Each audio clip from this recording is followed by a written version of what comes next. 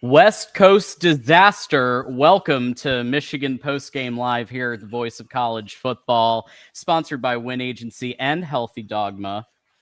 TJ, go blue. We got TJ Ronin in the house for another one of these where we get to eat some shit for a couple hours. Come on in and hit that like button, subscribe, and tell a friend that we're live. We're going $150 per hour. We're already down to $140 thanks to your contributions. TJ, how you holding up? I got alcohol. There you go.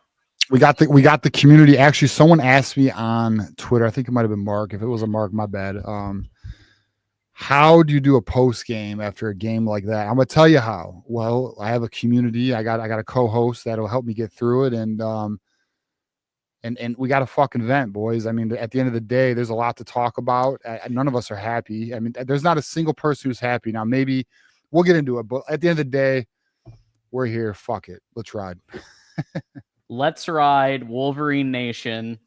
And you know, the performance was similar to the last 2 years of Russell Wilson. So there you go. But anywho, we do have, before we get started on our analysis, we do have a few thank yous for our multiple sponsors. So obviously we want to start off with the Win Agency, who's been ride or die with us for the last few years. So at Win Agency, we try to make things as simple as possible. We now have 2 self-service options available on our website. Check out the links in the chat to run your own health insurance and life insurance quotes. This service is available 24/7, 365, and 2026 plan prices available in November. And in case you may need some life insurance or health insurance after what we just witnessed, here's the self-serve options for you. We drop that down. So thank you to Win Agency, as always, for your sponsorship and for being here. Absolutely. And we have a new sponsor, folks. That's right. Healthy Dogma right there. You can see TJ's got a couple of the examples of the Healthy Dogma right there for you. Fantastic. And so for this one, it's called the Bounce Back. It wasn't our day, but Michigan fans know we don't quit. We rebuild. That same grit lives in Healthy Dogma. Born in Oxford, Michigan, we make real ingredient dog food for families who care about loyalty and quality. When it's time to bounce back, make sure your dog's meal is as strong as your spirit. Head to healthydogma.com and use 25 Go Blue for your Michigan fan discount. Tough days don't define us. How we respond does. So really nice words from them. Yeah, and I just want to say to our new sponsor, really appreciate it. And glad to have you guys a part of the team. And I will say this also about this new sponsor that I'm actually really happy. We will get into the game, guys. I promise we're going to get into the game. But I do want to just say this because one of the things that makes me really proud to have Healthy Dogma now a part of our team is I really believe in their product. You know, for those of you who have dogs, love dogs, what you put in your dog or what your dog eats matters. It really does. And if you look at what Healthy Dogma is offering, it's a healthy, nutritious option that I feel personally strong about, that I think, look into it, check them out on their website. I think they have good products and I'm really excited to have them a part of us on Tuesday's show. I'll go a little deeper on it. But I think it's a good ad, man. It's a good ad for us. And one thing, and I'll say this too, one thing I really will strive to do on this channel, I don't want to just have anyone sponsor our show. I want companies that I believe in, and we do. Win Agency is a great company. Healthy Dogma, their product is legit. It's legit, and I'm really happy to have them a part of the team. So check them out. It's real food with ingredients you can read. So check them out. There it is. So yeah, and we've got the link here. If you guys want to support Healthy Dogma, you can do so. What's the code, John? 25 Go Blue? It's 25 Go Blue, but we've made it even easier because the URL right there, if you click that and you shop there, it's already going to automatically apply the discount. Very cool. Very cool. Okay. Let's get into the debacle that we just witnessed on screen. And I hate to say we told you so. But we have been isolating some of these problems for this season and maybe longer. However, TJ, I wasn't anticipating this. I wasn't anticipating what we saw across the trenches. Undisciplined. Damn right. They almost everybody except Andrew Marsh, Barham, and a couple others stayed on the plane. That's what it looked like. TJ, your thoughts? Well, I mean, I think, look, all right, well, first of all, look, I predicted USC to win. F me. I don't know what I'm talking about. But, and here's why. Here's why I did. I did too, by the way. John. Yeah, but here's why. And to your point, John, we didn't get one sack. Our front seven did not generate one sack on Maeva. Not one. Our offensive line against USC's soft defensive line, and don't give me, they get sacks. They had 17 going to the game. We have 15. I brought this up on Thursday night show. Everyone was all about, USC's pass rush is aggressive. It's good. They got 17 on the year. They're ranked top 8 in the nation. We have 15. It wasn't that great of a difference. And on top of that, the teams that USC played are embarrassing, quite honestly. But at the end of the day, I can't talk about it. They just waxed us. I mean, the truth of the matter is, John, there is a top-down problem on this team. Now, one of the things too I want to make sure we hit on, because I like to be on Twitter and I like to talk with the community and watch the game with you guys. I enjoy that, even if we disagree. Some people were like, we have a talent problem. We don't have a talent. We have a talent problem at one position, but that's actually not even as severe as it was, because Andrew Marsh is balling out. Okay. Andrew Marsh had 8 receptions for 138 yards and 1 touchdown in his second game starting as a true freshman. Donovan McCauley's he's solid. Maybe if Bryce would have a little more touch on his throws, McCauley could have did more. But at the end of the day, it's not a talent issue. What we are dealing with is a coaching issue. Wink Martindale's scheme right now is getting chewed up. And not only is it getting chewed up, the back end of this defense that does have talent it's undisciplined. There's gaps all over the place. John, there was a play towards, I think it was the third or fourth quarter, I'm not sure. We had 3 defenders going the same gap. That's undisciplined football. That means you don't know what you're doing. You're getting confused out there. Or, and coaches hate this all the time, you have players trying to do more than their responsibility, which creates bigger issues at the end of the day. And if that is the case, maybe it is. Maybe the players are taking liberties trying to make a play because you're trying to do things on your own because you can't even trust your teammate. That's when by the way, when that happens, you have a real problem. That means you don't trust your teammates, you don't trust your coaches, and that is why we got waxed today the way we did. We lost 31-13, embarrassing. Sharon Moore,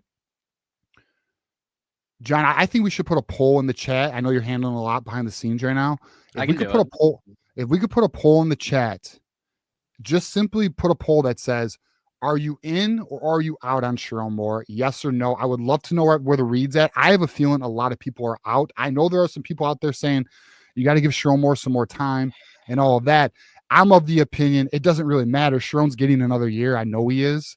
Unless now his buyout, I hate to even go down this road so early. I'd like to go into this later in the show, but F it. Sharon Moore's buyout's $4 million right now because he's in year 2 of his contract. The boosters could easily handle this. Now, don't get me wrong, and we need to be very aware of what I'm about to say here. What is the ripple effect? What does that mean for the players currently on the team, like Bryce Underwood and others? So, like, it really needs to be a careful approach. But that said, let's transition on this game and not worry about that. Yeah. This coaching staff is letting these players down. It is so, but the players are letting the coaches down too. It is definitely symbiotic, balanced, and mutual because the players are not making plays. They're not wrapping up. They've played football their whole lives. It's sloppy. It's undisciplined. Yeah. It is the worst. This is the truth. What I'm about to say. This is crazy as hell, man. It is the most undisciplined we have played. I'm going to give you 2 times. 1, 2020. We all agree that was an embarrassing season. Brady Hoke era. Yeah.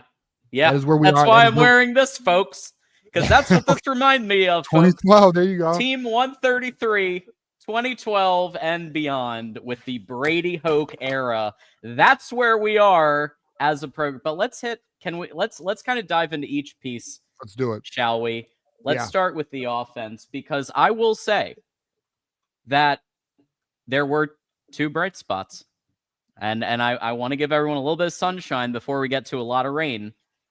I think Andrew Marsh and McCauley are legit. I think there is a slight ray of hope with Andrew Marsh. I think his ceiling is limitless. But the problem is a couple of things. One, it's tough when you have obviously a line that looks like a sieve.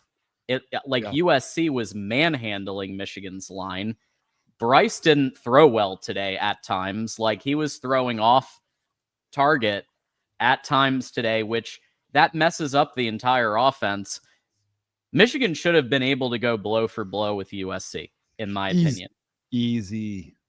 Yes. In my opinion, because you saw it in that final touchdown that Michigan did to bring it up to 13. That's what I was hoping to see all game. Andrew Marsh getting open, scheming him open, getting him the football. Or a big run play, whatever. But I think the line had a lot to do with it. But aside from Andrew Marsh and McCauley and I guess Bryce sometimes, it just felt Haynes. It felt like most of them stayed on the plane or they stayed in Ann Arbor mentally. And people were talking about the time zones, and I've traveled my whole life, and 3 hours is nothing compared to the jet lag of going overseas or anything else. 100%. I don't think that was an excuse. Yeah, it was. No, Europe's real jet lag. 3 hours is nothing, and these guys should have been ready. No excuse. TJ, what did you think about the offense, and what do you think was the main issue that was kind of preventing them from big plays aside from that touchdown? The biggest is, so I'm not mad at Chip Lindsey's play calling. I'm mad at the offensive line's ability to protect Bryce Underwood tonight. Okay. I mean, how many sacks did USC even have? They only had 3 sacks, but there was tons of pressure. Bryce was never really comfortable. Haynes looked freaking fantastic in the beginning of this game. Marsh played all right. So let me just say this before I go in. The only players who deserve no blame tonight, there's only 3. It's Jordan Marshall, it's Justice Haynes, and it's Andrew Marsh. Everybody else on this team and coaching staff deserves blame tonight. There's only 3, in my opinion, who don't deserve blame. But it's The play calling was not the issue for me. It's the inability of this offensive line to protect Bryce and get this ball moving. And then I'll be honest. I mean, look, there were some throws that Bryce was just not on tonight. I agree. Like he threw one into the ground. He threw, the one that was, they went for which by the way, the 2-point conversion. I don't even love that idea. Just make it a 10-point game. Make it what is that 2 points going to do for you? You're going to make it a 9-point game? Yeah. You're going to make it a 9-point game? A 10-point game means you need a touchdown and a field goal. Yeah, the reason why they wanted to make it a 9-point game is because if they fucking score, they can get two touchdowns and 2-point conversions and make it a 2-score game. I understand that going for 2 just shows you zero trust in the defense. And if you have zero trust in the defense, Sharon, my guy, Sharon, this is who you got for your defensive line in the portal. You got the Trey Williams and the Deron Paynes. You didn't go get it. You didn't go get a Josiah Stewart. You didn't go get these extra guys to give you a little more oomph. You trusted the Derek. And then where was the Jay Sean Barham and Derek Moore, TJ Guy? There was no pressure. Not let's stick to the offense. So I'm now rambling. But the point being is, like, if we look at the offense here, John, total yards 316, 207 yards passing. But here's the thing: 2 and 9 on third down. You're never going to win going 2 for 9. Not against a team like USC who was 6 for 12, 50%. 2 interceptions, turnovers are obviously going to kill you. And here's another thing that's really interesting, and it wasn't this way early, but yards per rush only 3.5. Just not good enough at all at the end of the day. When we look at the players, I mean, Marshall had a good game. Haynes had a good game. Underwood did not. Like, guys, drops was not the issue. Let's just call it what it is. Underwood did not have a good game. Underwood did not play well today. But the offensive line didn't play well. I do put the blame more on offensive line than Underwood, but after offensive line, it's got to go Underwood tonight, bro. I thought the receivers were there for him. I do think Samaj Morgan's a liability. They need to figure out somebody else that they could put out there with McCauley and Marsh. I don't know where Hogan Hansen and Marlon Klein were. Where they at? What's going on there, Except for committing false starts. But what was that based off of a shot? Now I remember. Was Marlon Klein? It was a very small shift, and like in my opinion, that there were a few ticky tack calls. Still, I mean, I'm not pointing out reffing as the reason we lost. Let me be very clear. There were a few ticky tack calls though. Here's the other issue, John. Can we just call what it is? Can we all just say the elephant in the room? We are not the bully on the field anymore. We are not. That means Sharon has failed the team. We are not being the team. We are the ones getting pushed, which is insane because USC has been getting pushed. If anyone watched some of the USC games, they were not impressive. Okay, they were not. The offense is impressive.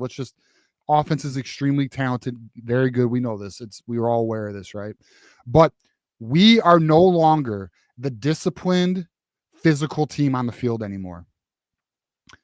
Unacceptable. And to be quite honest with you, that reason alone should be enough to tell you we have a situation at head coach, and it really needs our attention.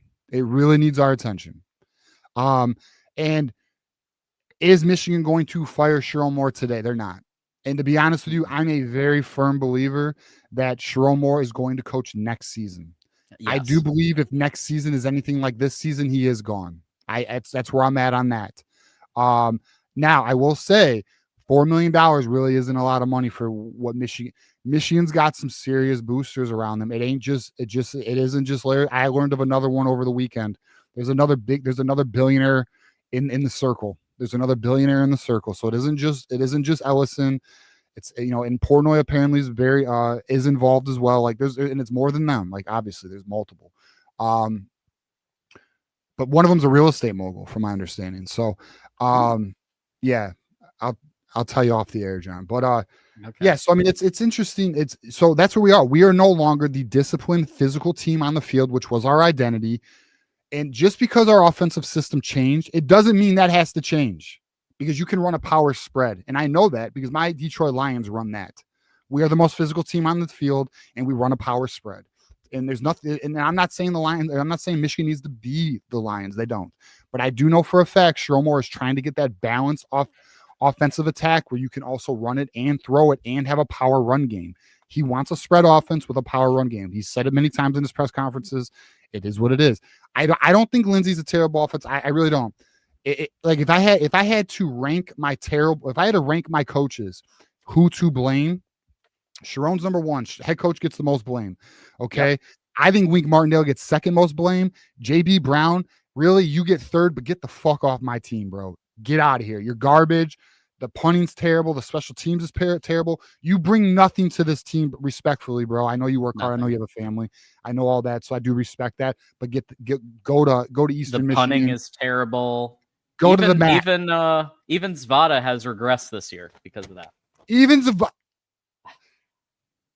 Go to Ferris. Get out of D1. Zavada has regressed this year. You're right, John. Get the fuck out of here. You're fired, bro. I'm sorry. Like you're just. It is what it is. JB Brown, get out of here. I'd fire you yesterday.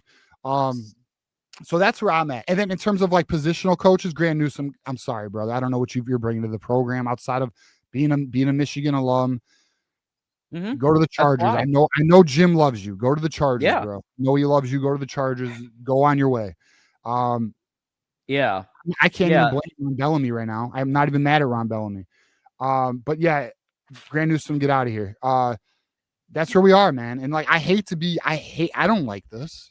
Like I love my team. I love my team. I don't even like talking bad about this stuff, but it is what it is. We're not going to lie to you.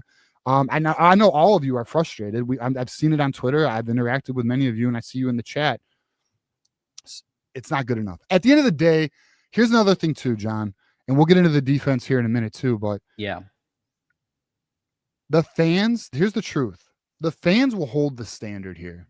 Okay. Mm-hmm. If the administration won't, Ward Manuel, I'm looking at you, the fans will. And if anyone tells you, and I know there are some people in the media in Michigan, no names, who will tell you the fans' voice doesn't matter, they're wrong. They couldn't be more fucking wrong. And I'm going to tell you right now, if the fans hold the administration accountable publicly, now it doesn't mean be an asshole, but it means like, apply the pressure and be honest about it. Yeah, I do think changes could be had. And at the end of the day, too, and I almost don't want to say this. Your dollar is your vote. Okay. Now, that does. I really don't want people to not support our team and our program because you should. I mean, we love Michigan, but at the end of the day, at least communicate your disapproval in a respectful manner. In my approach here, okay, or in my opinion, okay. So, but just at the end of the day, also like, and I'm not saying don't show up to games because that's terrible. Like, I don't believe in that. I mean, I do for like pro teams like the Lions or like the Tigers or the Red Wings, especially the Tigers, you assholes. Anyways, they broke my heart. But our boys, I don't necessarily believe not showing up for me. Like I don't, but at the end of the day, like I think the fans need to. I think it's okay for the fans to be upset, and I think it's okay for the fans to voice their disapproval of this shit. This isn't good enough. The standard has to be higher. And Sherrone and I'll say this, they know this, but they're not meeting it, and that's the problem. You got to meet. It's a results business at the end of the day. Very true. Just to kind of finish up on the offense, like I said, I will say this.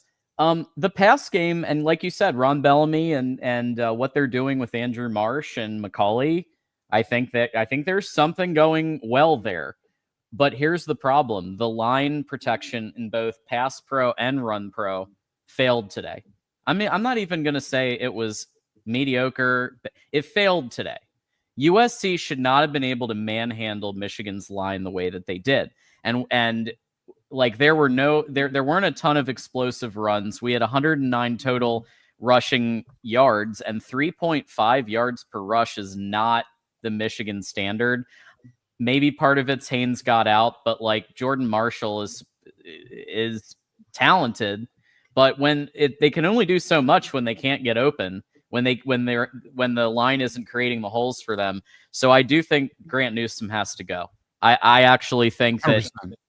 Focus on recruiting, stop coaching. Sherrone Moore coach the O-line the rest of the season. I'm done. Like he needs to be done coaching. Not gonna happen, but I hear you. Yeah. Like Sherrone Moore was a far and away better O-line coach. Like he can do it for the rest of this season and then hire somebody really good. Grant Newsom's not that guy. Yeah, I mean,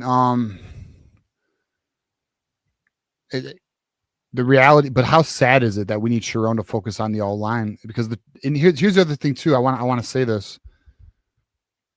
It's true to say Michigan has looked better in games Sharon hasn't coached.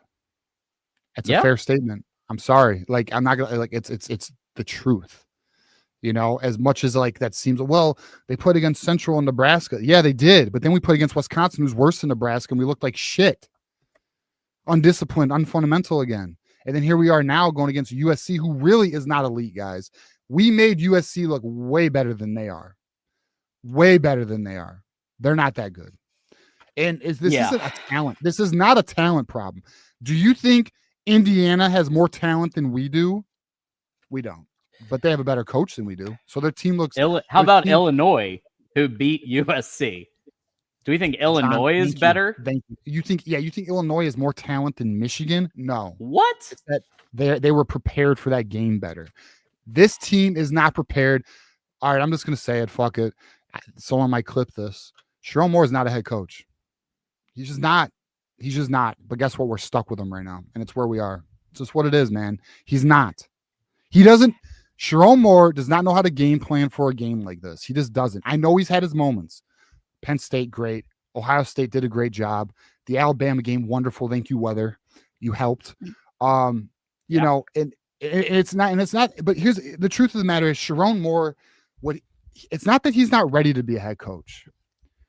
He's ready to be a head coach, but not at Michigan. He's ready to be a head coach at a Group of 5 school. He needs to get his teeth. He needs to get his fucking. He needs experience. He needs to learn on a lower level. He is not ready for a blue blood top 5 program. And if you're a Buckeye, F you, top 10, whatever. It's really top 5 though. Top 5 job in the nation. And Michigan is a top 5 job in the nation. He's not ready for that. It's too much. It's too big for him. It is what it is. I hope to be wrong here. I hope to be wrong. But I'm not. So I'll just touch on this before we get to the defense.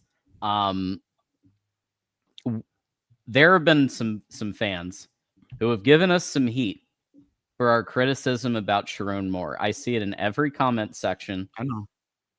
And here's the thing. I know. I hate to be right. I hate that we're right, that what we noticed about the team being undisciplined, looking lethargic, especially in the beginning of games. Mm-hmm. Look at what happened with USC today. Lincoln Riley coaching that team. Look at what they did after a bye week compared to what we did after a bye week. Look at what USC did. They used their bye week. They prepared. They came out swinging. Ready. They came out with a strong game plan, and every aspect of their team looked better than it did 2 weeks ago. That's what a good head coach does. Great point. And great point, Sharon John. Moore is not a great head coach right now, except for Ohio State. For whatever reason, he gets up for Ohio State. Because he's in Ryan Day's head. Can we just be honest? Ryan Day, look, Michigan beat them because Ryan Day tried out Michigan last year. Okay? It's just what but Ohio State's not built, was not built to be like Michigan. The Ohio State fans will tell you the same thing. You know what I mean? End of the day, Sharon Moore is ready to be a head coach, but he's not ready to be a head coach at a school like Michigan. It's just what it is. It's just what it is. Well, but here we are. But here we are, man. I will say, and this actually segues well into defense, Wink Martindale had a good game plan for Ryan Day. He was bracketing, and he was actually trying. He was eliminating Jeremiah Smith from the equation. Jeremiah Smith barely did anything in the second half, and the only times he did anything in the first half, he was committing OPI over and over. So the point is, I actually thought today the defense. Wink's decision making has been better, but I think execution was the worst part of what I saw. Terrible tackling. I mean, awful tackling. And I'm looking at you, Braden Hillman. Dude. I'm looking at you, Braden Hillman. You suck today. Look, Yeah. thank you not for good. being a Michigan Wolverine. You got to step it up because we're about to Wrap play up. Washington. They're hard. We're going to be Why? playing Maryland. They're hard. We're going to be playing Ohio State. You can't whiff on tackles like that, man. Shit, we're about to play Northwestern. They're taking down Penn State, man. They're taking down Penn State. I'm messing on that one, but well, Yeah, we'll shit, probably we beat lose. them, I'm gonna tell you, but- we lose to Northwestern. We're doing a march in Ann Arbor. We're wearing Fire More shirts. I don't even give a shit. Like we're gonna start a damn rally in Ann Arbor. We'll figure it out, bro. That is not gonna happen. Nah, I'm not letting that happen. But yeah, man. I mean, just it's disappointing. The team, why are we not wrapping up? Like, why are we still not wrapping up? Yeah, the lack of wrap up is terrible. And then, John, I'm sorry. And then you know what's funny is okay, the drops were better. Well, yeah, because Samaj isn't getting the ball as much, and you're throwing it to Andrew Marsh, who can catch the ball. Jair Hill missed tackles today. Sanders missed tackles today. I got them over and over. Where was Browder? Why didn't he get any run today? And if he did, I missed it. Chat, let me know in the chat. Did Browder get any run? Because I didn't see him out there. I figured they'd use Samaj. I figured there's something about Samaj they just love, and I knew they were going to stick with him. And I said that to multiple people when they asked. Like I didn't think we were going to see much Browder, and that's exactly what I feared. Because for whatever reason, Sharon Moore has this attachment to certain players, certain coaches, Ron Bellamy, Grant Newsome, and it needs to stop. And we need to play the best players. Now they finally did that with Andrew Marsh. Great decision. I said that. Great decision with Andrew Marsh. Got to do the same thing with Samaj Morgan. Find the best player at slot. That needs to be the slot receiver against the rest of the season. But anywho, back to defense. Like I said, tackling. There were just so many misses. So much just terrible coverages. USC was good, but they were beatable on offense. It's not like they were the best offense we've ever seen in our lives. They executed well, and there were multiple plays that you can't defend. Like there were multiple perfect balls that you can't defend. The only thing you could do is to commit a penalty to stop it. There were a few of those, right? But there were also plenty that we were just whiffing on our coverages. We were whiffing on tackles. We were going to the wrong direction. Like you said, the three guys go. People didn't know what to do. That is on Wink. So while I think Wink's play calling wasn't actually horrible today, I think the execution, that also has to be on the DC, right? And the various position coaches. A couple of bright spots, Zeke Berry, interception, right? Great job. Zeke Berry being back. I said that was going to make a difference. We didn't see a lot of Rod Moore today, although you did see he was kind of acting as the quarterback of the defense, kind of getting everyone set. We did see that, but not a lot of impact like last week. But overall, it looked undisciplined. They didn't know what they were doing. That's on coaching. That's on the coaching staff. Yeah, and listen, here's the other issue with the defense, okay? Where's the sacks? Where's the pressure? What are we doing? And when I talked about this on Thursday, I was like, well, of the things the issues with Michigan, one thing that I know that we're not going to improve because we don't have the talent, and that is the push up the middle, and we just don't have it. We do not have the defensive tackles who can get push up the middle. Rayshon Ben is the only one, and he's not even getting it enough. And then the other thing too is, has our defense not seen a screen before? Like, why the F are we getting burned so hard on wide receiver screens? And here's another thing too. I don't know this answer, and I will see if I can find out. Does Michigan have a sign guy anymore? Because we are getting our ass kicked. They know what we're running. We don't know what they're running. USC, they knew when we blitzed, they knew what to audible into. They knew exactly what to go into. That's why our defense was getting gashed. They were ready for that shit. Yeah, man. I mean, it's the defense, the back seven it's undisciplined. There's still a lot of gaps. We're not getting pressure. We're not wrapping up. I'm still not understanding why Cole Sullivan's not out there full time. I don't understand that. I know Rolder's looking okay. He's looking okay. But he didn't look Cole great Sullivan today. needs to be out there full time, bro. In the first USC drive, he had a couple of major misses that helped contribute to that first touchdown. Rolder did. Rolder did. Oh, Rolder? Jimmy Rolder. Yeah. Yeah, bro. Yeah. I mean, it's just so at the end of the day, John, you ready to go into like a full conclusion here? I mean, I guess let me make sure I'm not missing that side of things. Let me just say this. Yeah. Passing, USC only got 265 yards on us. That's not insane, not great. Rushing. Here's what we're not used to. You guys ready for this? They ran 224 yards on us. That's not Michigan football. Michigan football holds you to under 80. Okay? And you might get 100 if you happen to get lucky. You know what I mean? That's Michigan football. This is just not it. That's not it. Guys, I'm going to tell you right now, this is not it. Not it. You know it is too. I'm not telling you that you don't know. Most of you already know this. You're saying, I know. It's ridiculous, bro. And then let's see anything else, any players, or let's look at the players here. Ernest Hausman, he led the team in tackles. He looked fine. He looked okay. I mean, team just isn't. Derek Moore looked okay. He had a couple of but he didn't get to the quarterback. We're not getting to the quarterback, bro. I mean, it's just at the end of the day, John, or we're getting to the quarterback too late, and he's already thrown the ball. Yeah. Okay, folks.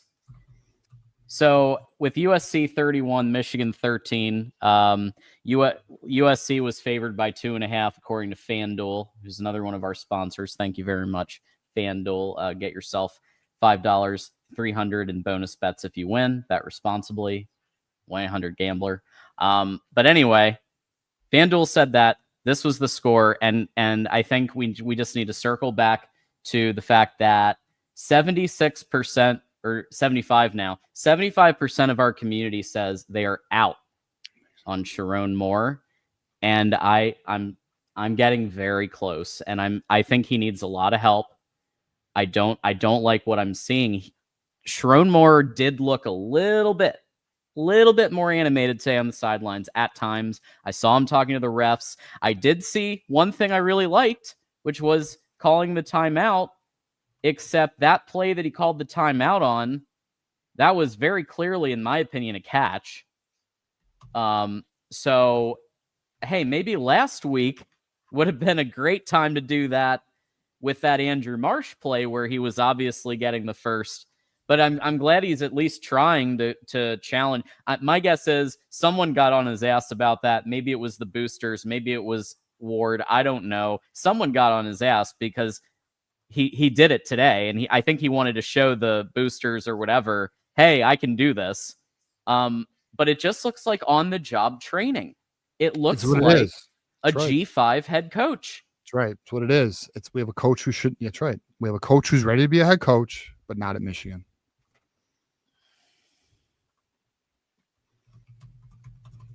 Yeah, that's what it is, man.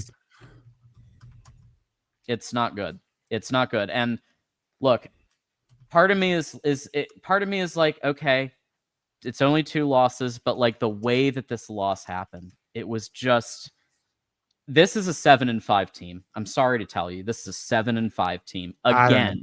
I don't know. Maybe 8-4. You think so? Okay. Who are we going to beat? We're going to beat Northwestern probably, Michigan State probably, Purdue probably. There's 3 more wins. Who else?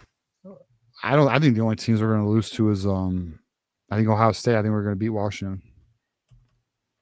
I do. I don't think Washington's special. I think we're going 9-3, like my original prediction. I'd love that, but I think so. This could have. But here's what drives me nuts. Yeah. This year, with this talent, and then you get a couple more people from the portal than you did, right? Especially on the lines and on receiver. And this is a playoff team that could have made a deep playoff run. And this is what breaks my heart. Bryce Underwood's first year is most likely going to be wasted. And we're going to be in the fucking Pop-Tarts Bowl or some type ReliaQuest again, or some type of who gives a shit bowl, instead of the playoffs where Michigan should be. Michigan should be in the playoffs this year. But it's coaching ineptitude. It's just one bad decision after another bad decision, and you're letting down the guys. You're letting down the talent. This team is talented. We have the number 1 quarterback in the country in the class of 2026. We have multiple good receivers. I think McCauley, Andrew Marsh, great receivers. Right? There's good people on defense. There is real talent on this team. Rob Moore's still here. We're wasting Rob Moore's last year. That's shameful. Like this team has the talent to do it, and okay. Yeah, this team. No, but John, go on, John. Go ahead. Finish your point. Let me just ask you one question. And then go.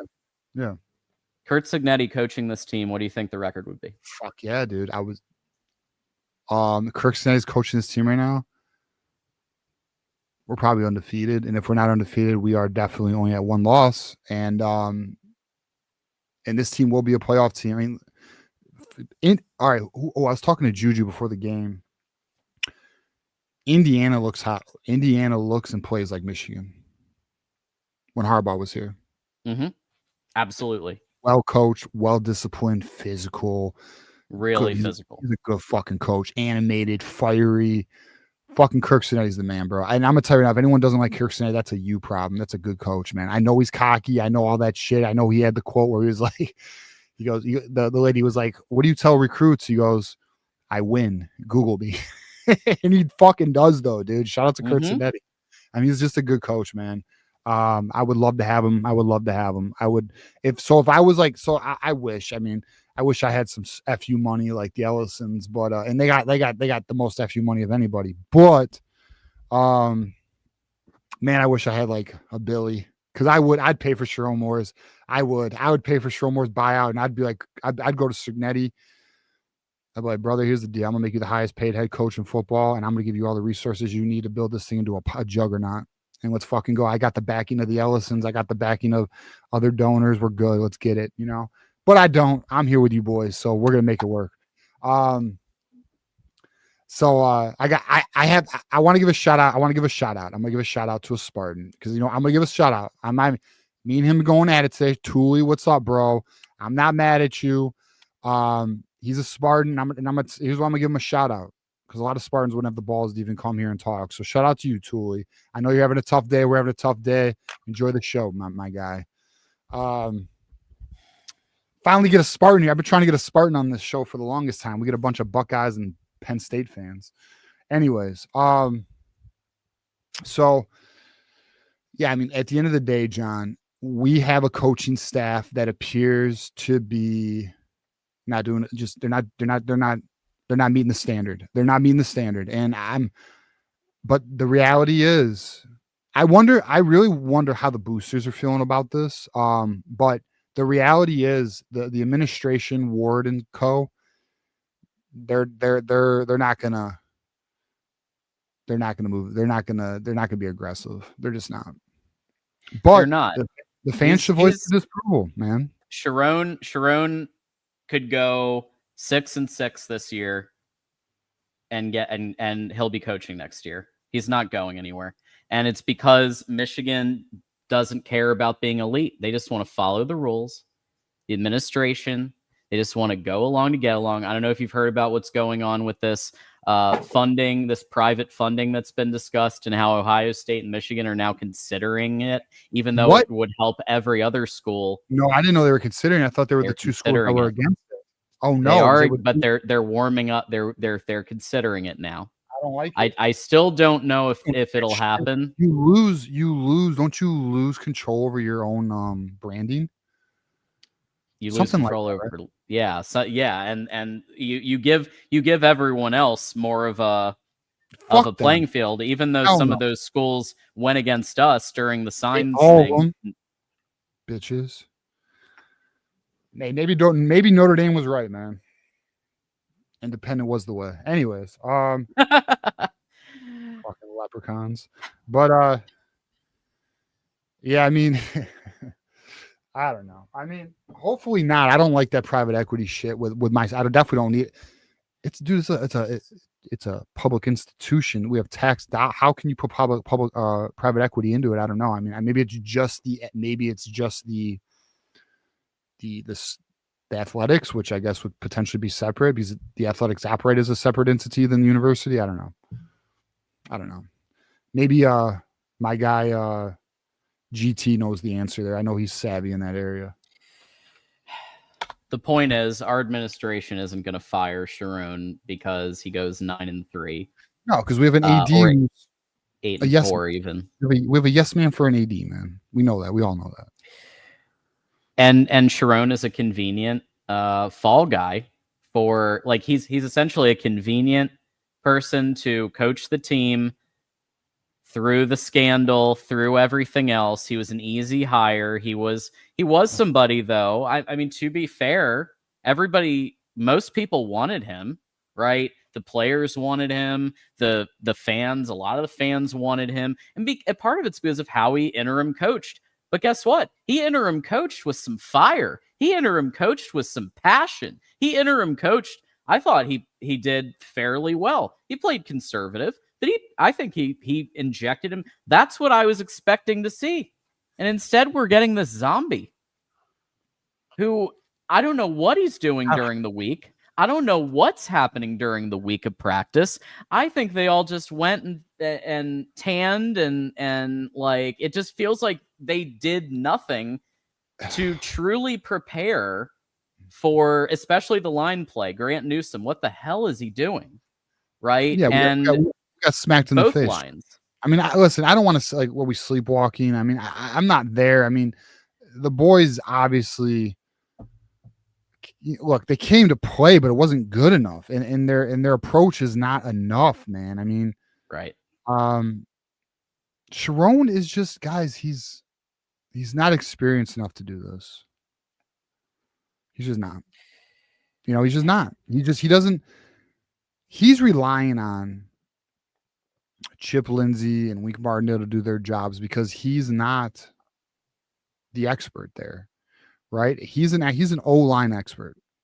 He's an O-line expert, and he's a people person who works extremely hard by all accounts. By all accounts, he works extremely hard, right? Yeah, I got that fucking Spartan's all mad and shit. He's all crying. Just so you know, when we play you, we're gonna rub your fucking nose in it, bro. Just letting you know, Thule. Take that, bro. But anyways, yeah, we're gonna, even though we lost to USC, we're gonna smack you around. But yeah, so I mean, like at the end of the day, they're just not ready, John. They're the coaching staff, Sharon. I mean, look here, but guess what? Sharon Moore, guess what? He gets an opportunity to prove us wrong next week. So all the shit we're saying, prove us wrong. Prove me. I want to be wrong, Sharon. I don't want to be right. I want to be wrong. I want to come on here and be like, you know what, boys? Your boy don't know shit. Sharon's the king. Sharon runs this conference. He just whooped Ryan Day's ass again. We're in the playoffs. All that. But at the end of the day, it don't look that way because here's the deal. You know what? Why am I even trying to like look at the other side? Here's the reality. Guess what? We look poorly coached. We lack fundamentals. We're not polished. We're not disciplined. We're not ready. Why is our defense getting walked on the first drive of every game? The boys aren't ready. We're not prepared. We're not prepared. We're not prepared. Drive, like you look at it and it's just missed tackles. Jimmy Rolder, Jair Hill gets beat for the touchdown, although there's argument that was OPI, which I think even the commentators were saying it was OPI, offensive pass interference on that.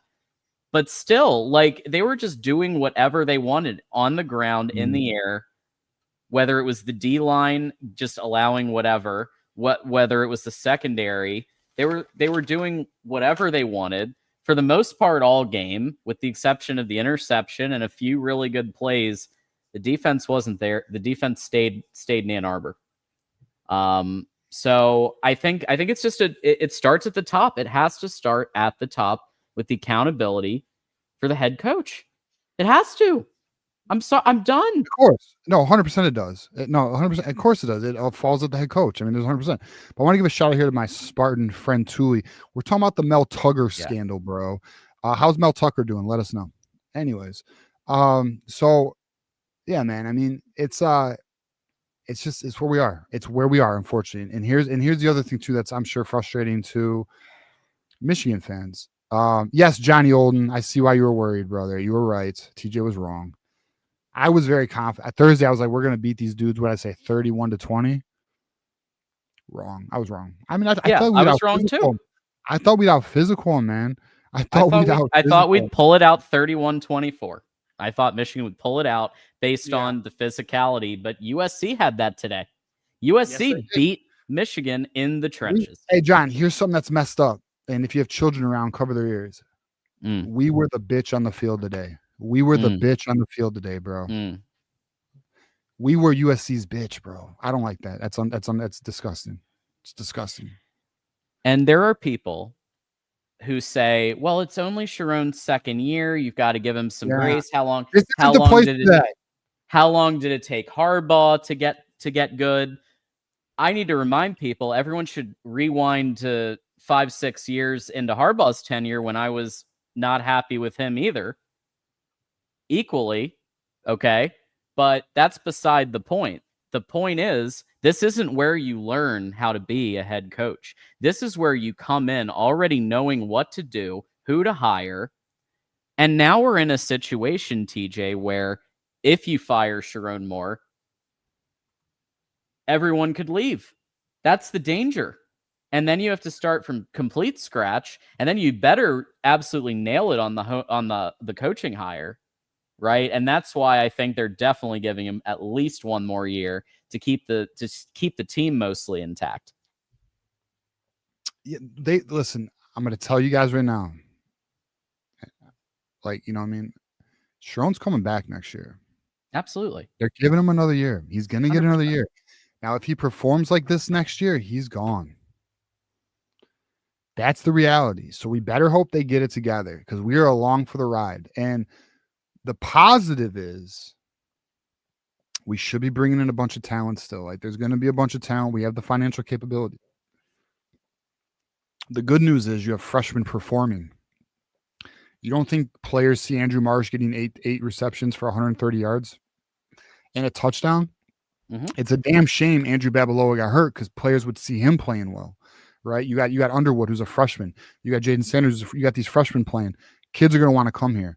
The financial resources are there. That's like it's like 70% of the game. So the truth is, like, here's the fucking truth. Sharon, we better hope Sharon figures it out because we're stuck with it. That's just what it is, man. I mean, I can't frame it any other way. It's just what it is. You know, it's just what it is, man. So yeah, and the thing is, like, I understand it. It's very tough to evaluate this because on the one hand, it's like he needs more time. Well, we have the portal. There's this thing called the transfer portal. Signetti, his first year, he raids the portal and he brings in his guys from JMU, and he goes 11-1 his first year as head coach of the Indiana. Now, granted, he's had like 3 stops in lower level leagues, right, and divisions before he got to Indiana. But like, that's what we need. We need somebody who's going to come in, use the portal for the holes that the team has. We said it for a year: wide receiver and line. And like, you're still trotting Samaj Morgan out there who's dropping balls and who's committing penalties. What are we doing? Yeah. And that's coaching. I think there's some bright spots because of the talent on the field, and I think some of the position coaches know what they're doing. But what we're seeing is a lack of discipline. What we're seeing is we're just staying home mentally instead of showing up at wherever we're supposed to play. So that's where I'm at. I'm very close to just being fully out on Sharon. I'm giving it. John. Yeah. It's funny you say that because I'm playing with that same thought, man. Because like I made a post today that like I'm not out on Sharon Moore, but it's but he's got to be better. But I mean it's hard to be in seeing what we're seeing. Now I understand there are people who are watching, and it's like, look, give Sharon Moore a little time. Okay, but the reason why I'm less optimistic is because the team is just playing so poor. I mean, we are at what's the week we're at now? 7? Yeah. We're at week 7, boys, and we look like we're week 1. We're not improving. We're not improving. Bad. We're not progressing. We are either plateauing or regressing in a lot of areas. Now I know, okay, you played a tougher opponent this week. We played better against Oklahoma. We played better against Oklahoma, man. I mean, I don't know. You're And right. like not only that, like, and the reason why I'm frustrated, I'm sure other fans feel this way too. We just looked better when Sharon wasn't there. We did. We played better. We were cleaner. We were more fluid. We were more aggressive. So we just got to ride it out, boys. We just got to ride it out. And we got to be honest. Here's what we got to do. All right, to be honest, and then we can kind of get these super chats here, John. Sure. Or speak to our sponsors or whatever. But yes, yeah, we got to wait till Washington. Let's see how the boys respond. Let's see how Sharon Moore gets the boys to respond. That's going to be. I'm going to be real with you. That's going to be your biggest indicator on the reality of him long term or not. Does he get the boys to respond next week in Ann Arbor in front of home crowd, right? If he does, then that gives you hope. That's a light. That's a light at the end of the tunnel. Okay, he's got the boys. They rallied. They understand they messed up. They're hungry. They're frustrated. That plane ride home tomorrow or tonight is going to suck for all of them. They're all hurting. I mean, Underwood's got an ankle that got rolled on. I mean, Haynes has got his side. They're all going through it. But how do they respond next week? That is going. I'm going to tell you right now. Next week game is probably one of the more critical things we're gonna witness in the Sharon Moore era, because it's going to tell us the reality of his long-term future at Michigan. In my opinion. Yeah. I would like to see how they play the rest of the season. You're right. I would like to see how they play against Ohio State. I think that's going to be a big barometer too. Like, can they rally as they did last year for Ohio State? But I'm very disappointed that this looks like an 8-4, 9-3 team when the talent is there to go playoffs with a competent and more experienced head coach. And that's the really unfortunate part of all this. Look, like I said again, Lincoln Riley had his team ready today. He had his team fired up. He had his team executing pretty damn near flawlessly. They did commit a couple of penalties, but they were on the money with a lot of their throws. The defense looked like the best I've seen it look in Danton Lynn's tenure, and definitely the Grinch era. This looked like a really good USC defense. And it's like, wait a minute. This is USC defense. This is a team that let Illinois get like 500 offensive yards. John, we had met. Now I was sick, so I didn't do the Tuesday show. But Matt Zemek was on, and Matt Zemek was talking about how he thinks Michigan's going to out-physical us. Yeah, we are the bitch, bro. Michigan was USC's bitch, bro. Don't like that. Don't like it at all. It's true. Folks, I do want to just say one thing before we get to our sponsors. In chat, I am going to ask to cool it on any racism or any talk on racism, DEI, any of that shit. That's not what we're talking about. We are simply evaluating the decisions that were made, period. I don't want to hear the takes on that. Kind of say this. If anyone thinks Sharon Moore's a DEI hire, you're fucking dumb. It's not. What Sharon Moore is, respectfully, and even though the topic's stupid, so it's not respectful at all, the reality is Jim Harbaugh co-signed Sharon Moore, and Jim Harbaugh gave his word that Sharon Moore was ready to be the next head coach, and that is why he's the next head coach in Michigan.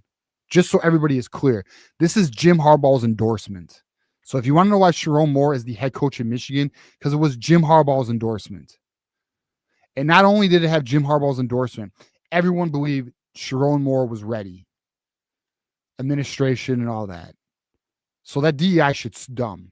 So cut that the fuck out. Yeah. That's just a stupid thing. Now, if you're a Buckeye saying that shit, that's some Buckeye shit to say. But other than that, I mean, at the end of the day, he was Jim. Jim really believed in Jim Harbaugh. For those who don't know, true story. When Jim Harbaugh was working on his contract extension before the NCAA shit went wild, he wanted a clause in his contract that Sharon Moore was going to be the head coach in waiting. True fucking story. So get the DEI shit out of here. It does not apply. Does not apply. Oh, Jim Harbaugh endorsed this hire, and it was because of his ability. And even Urban Meyer was saying good things about Sharon Moore's ability to handle head coach, offensive coordinator, offensive line. It wasn't just Harbaugh. It was the enemy or former enemy who was saying really glowing things. But the bottom line is this. Bottom line is that this is an L. It sucks. We're going to have Hard L. Washington on to Washington, and let's see if they rally. Let's go ahead and watch. So our friends at Win Agency have rolled out a new video. Given what just happened, they turned it around so quick, literally within a few minutes of this game. They had it over to us. They are so good. But no, here's the Win Agency talking about what they can offer. Hey, Michigan fans. We had a tough loss, but here at the Win Agency, we're all about bouncing back. Whether you need a small amount of coverage to protect your family against medical emergencies or a powerful plan that can greatly reduce your medical expenses next year, we have you covered. We also offer specialized hospital and travel plans because protection matters most where life is unpredictable. Call us today or visit our website to explore your options.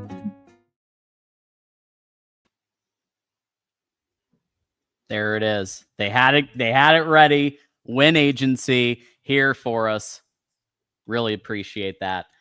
And then also we do want to again thank the Healthy Dogma dog food. So keep your head up. Michigan fans know how to handle tough losses with pride, heart, and loyalty. That's exactly what drives Healthy Dogma. We're Michigan-made, Michigan and family-owned, crafting kitchen-quality ingredients for dogs that keep your best friend healthy and happy. Take a deep breath, give your dog a hug, and feed them the good stuff.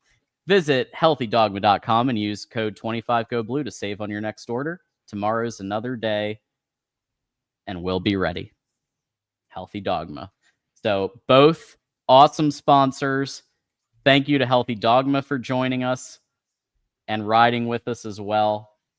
Really do appreciate both of you. Okay, we ready for super chats? Yeah.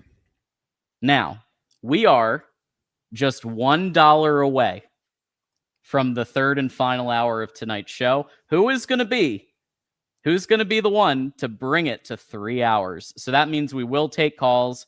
We do, of course, have a significant amount of generous contributions to read and to talk about, but we'll do our best to get through them, and then we'll take some calls based on what time we have left.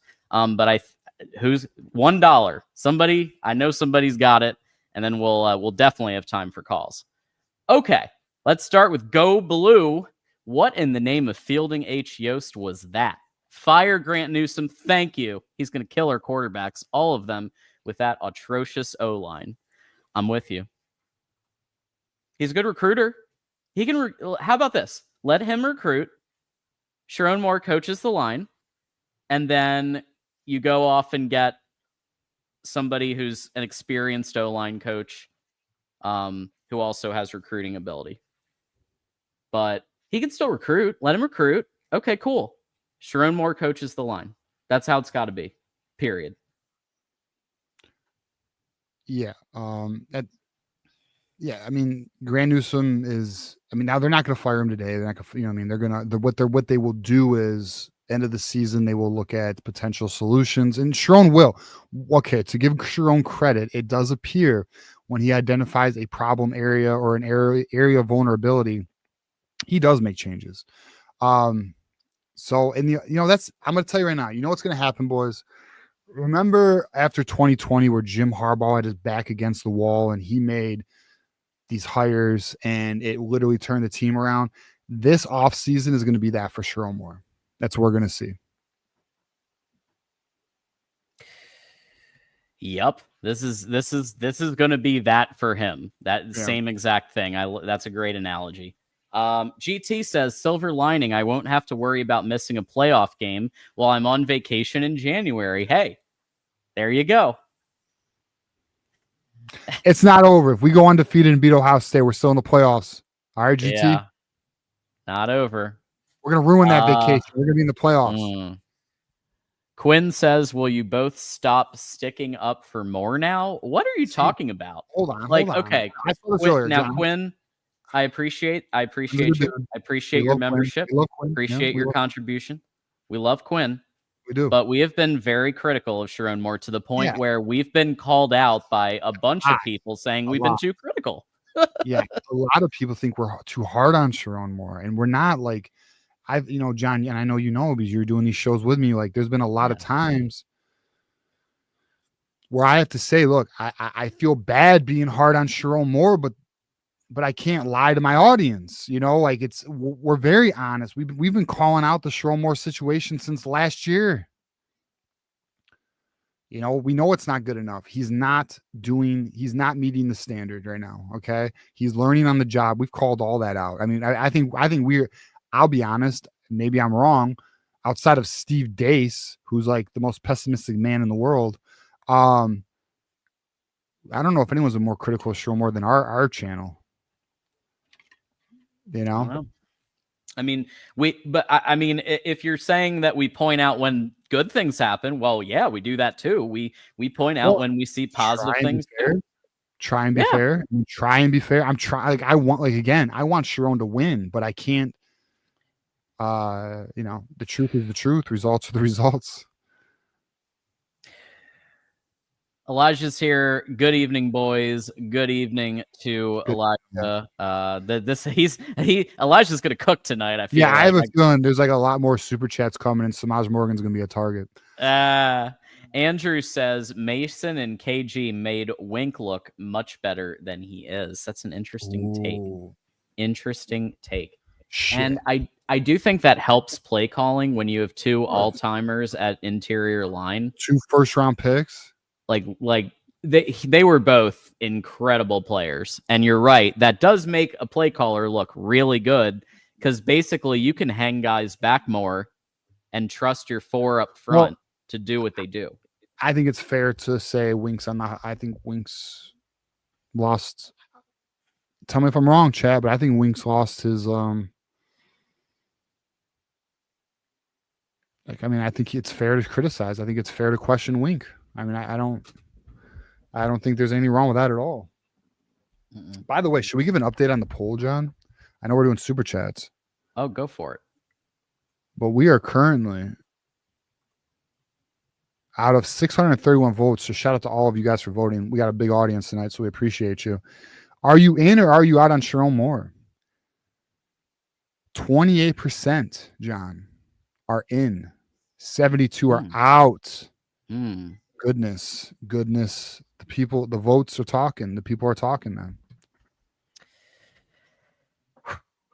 man. Steve says if they can, this is what I said earlier. You're right. If they can more, I'm nervous about losing the players. I believe Brian Greasy is the man for the job, though, if they let more go. Interesting name there. I don't know. I want Kurt Signetti right now, but I'm sure I want an experience. Yeah, I want an accomplished that knows what to do. Why can't we get one? We're fucking Michigan. We have a top 5 job. Guess what? Here's the reality. Now that Michigan has NIL and donor support, that's literally on the highest of ends outside of like Oregon and like maybe 2 or 3 other schools. Michigan has the NIL resources. Michigan can out NIL anybody, even Oregon. If they find a player who they think is their number 1 target, they will get them. They've gotten every number 1 target since they've had this NIL access. Underwood, My guy, number one transfer portal, Yaxel Landenborg, Savion Hyder. Every number one target they've gotten. Okay. You tell a head coach, guess what? You got the number one public institution in the world.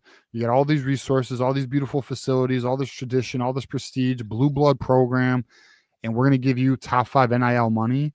Michigan is a destination, people. Okay. Don't lie to yourselves. Buckeyes, don't lie to yourselves. You know it is. You know it is. You know Vaughn's here that says, I'm not surprised we lost. I'm just shocked how we lost. Fair. I'm tired from this. I'm tired of this promoting from within crap. I think there was a tendency to stick with the Jim Harbaugh coaching tree and Ravens coaching tree as well. The John Harbaugh tree of especially of defense. And maybe it is time to just be like, you know what? Let's go get Signetti. Let's go get. I'd also be open to Jed Fish. I've said that before. I have a ton of respect for Jed Fish and what he's able to do with less, and what he was able to do in stops where he was out talented, like Arizona. Now Washington, he's got to step up, but at the same time, like, I mean, he did beat Michigan last year. The pass game went down the toilet after he left. And Grant Perry. Remember Grant Perry? He was on the show. He was talking great things about Jed Fish and how they practiced and how Jed Fish had them catch 200 balls after practice or else you got chewed out. Yeah. That's what we need. Where is that? Where's that, like, just toughness, that Ben Herbert style? Like, it just kind of seems like a party, and Sharon Moore wants to be everybody's friend. He wants to be everybody's friend or, like, you know, older brother figure instead of coach. That's what it feels like. Yeah, you're right. And a lot of people feel that way. Yeah. He's not a leader. He's a friend.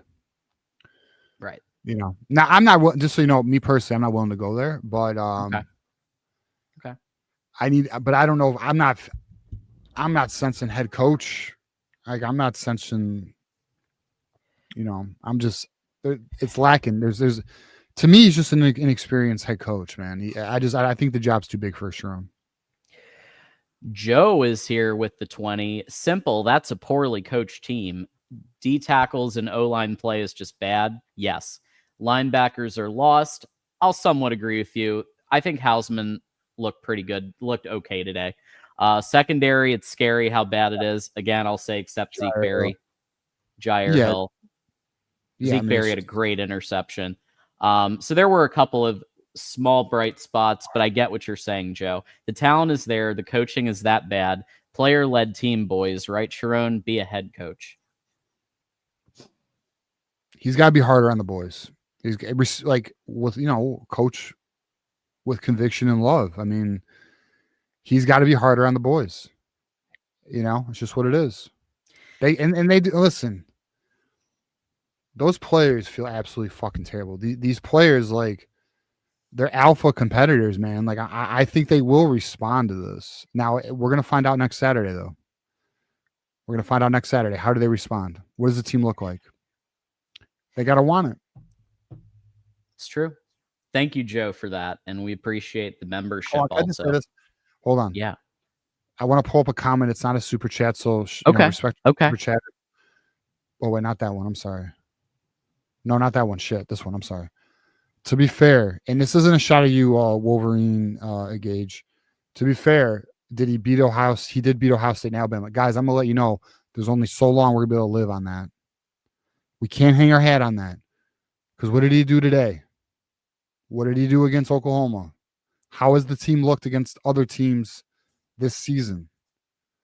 Okay, yes, he won some big games, but he won some big games with talent that's not here.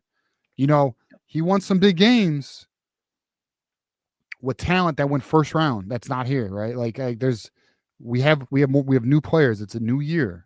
So, and not only that, that team last year still had some championship DNA in it.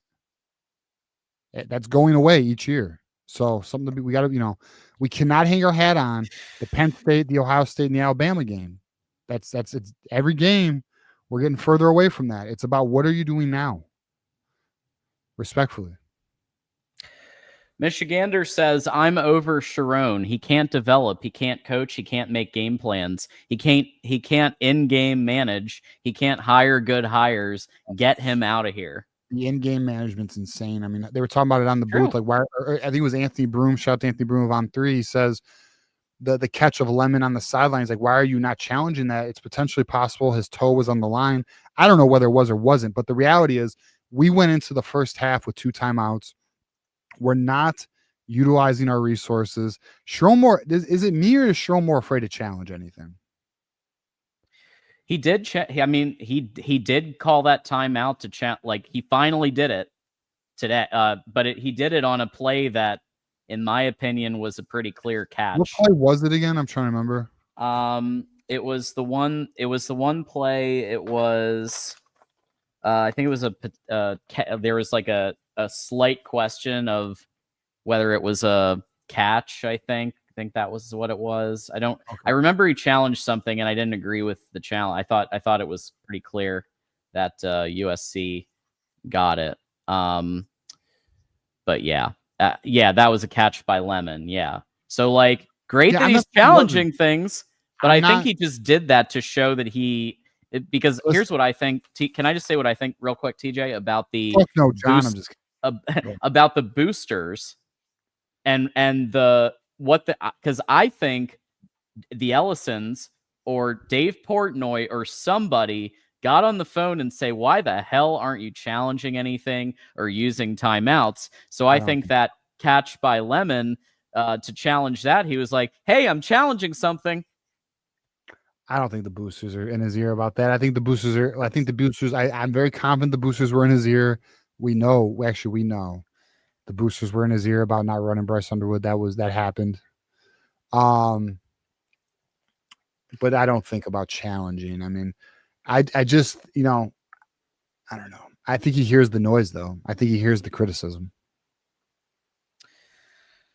Elijah says Barham may have to go back to linebacker. Once again, our zone drops from the middle getting exposed. Rolder is too slow to play in space. You're right. I have here at least 4 or 5 times. I've got Rolder underlined in my notes where he got beat or he whiffed or he missed a tackle.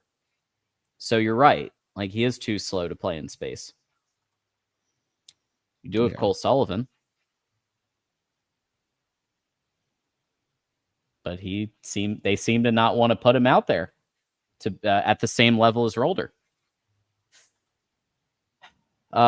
Nick Hunt says the culture is now broken. Wow, that's a big one. But there you no, we'll know next week. We'll know next week how the boys respond. If we start seeing the guys give up, then yes, it has. I don't think the guys have given up yet. I think they got smacked in the mouth today. Mm-hmm. I'm not ready to think. I'm not ready. I personally am not ready to say the culture is broken. But I will tell you this: if we can identify that the culture is broken, then I'm so fucking out on Sherrone Moore, and every single week I'll call for his fucking job, dude. Because if we lose the culture, I don't think we lost it yet. I see another one. Our culture sucks. I'm not there yet. If we lose the culture, then he has to go because he ain't getting it back. Here's an example of losing the culture. Penn State, after they lost to Oregon, then losing to UCLA and Northwestern back to back. That's called people giving up and not caring anymore. That's losing so if Michigan rallies, beats Washington, you're right. Exactly what you just said, TJ. Like, then the culture's not broken. However, it's on the verge. And it's really going to take every ounce of coaching ability of everyone collectively and every ounce from the veteran players, the captains, the people who were on that 23 title team, who know what it's like to win everything and know what it took to win, the discipline that it took to win. So we got another week. Yep. Wolverine, formerly in Ohio, says Sharon, exactly what I just said. Sharon is this team's buddy, not their leader. Yeah, Garrison just tagged me in and I know he's watching. He just tagged me in a post that he just made, and it was essentially, it said, and it's a video of Ryan Day, and he goes, the difference between a head coach and what my guy TJ Ronin called Cheryl Moore a friend, and essentially it's a video of Ryan. I'm not going to play it due to copyright, but essentially Ryan Day, Ohio State is up 27-10, okay, and Ryan Day is bitching his players out, like, what the fuck are you guys doing? And that's what we need. That's what we need. We need somebody, not Ryan Day, by the way. I don't want him to say. No, I know he's doing well though, so whatever. But we need somebody who's going to hold the players accountable to be the best version of themselves. I'm not feeling that vibe right now. Jim Harbaugh had a if you don't show it through action type shit, I'm not giving you my attention type shit. Like, sure, Jim Harbaugh was very. Jim Harbaugh could not compute if you were not doing your job, right? Like, Jim Harbaugh was very, he was on it. Sharon Moore, we're not seeing it. I'm not seeing it.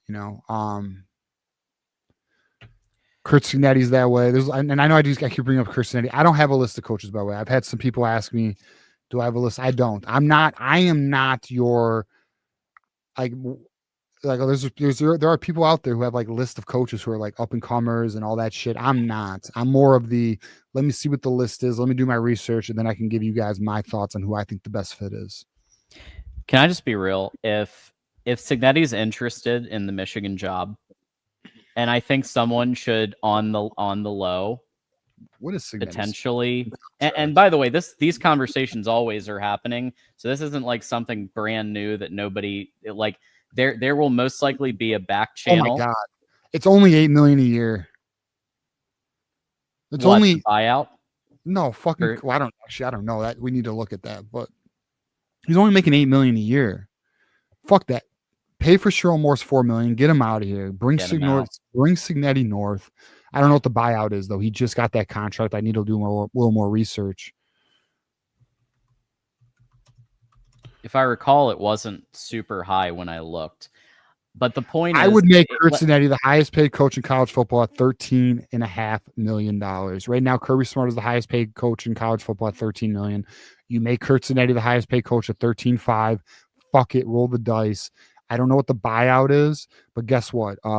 Larry Ellison's the richest man in the world, and he's like making billions a day, or millions a day. So who gives a shit? Yeah. And by the way, the boosters will pay for this because they're paying for the talent. They're paying for Bryce Underwood. Yes. They're paying for Savion Hyder to come. They expect playoffs.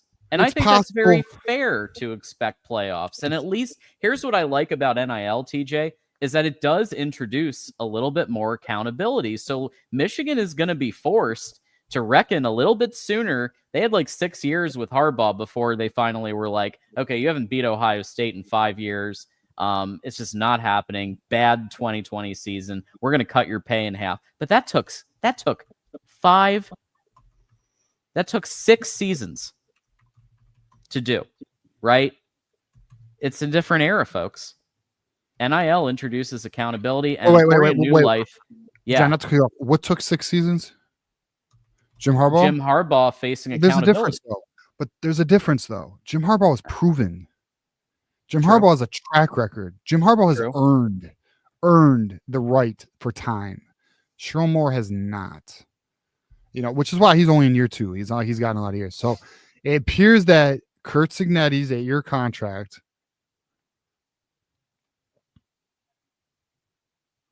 it's about $13 million, I think, from my understanding.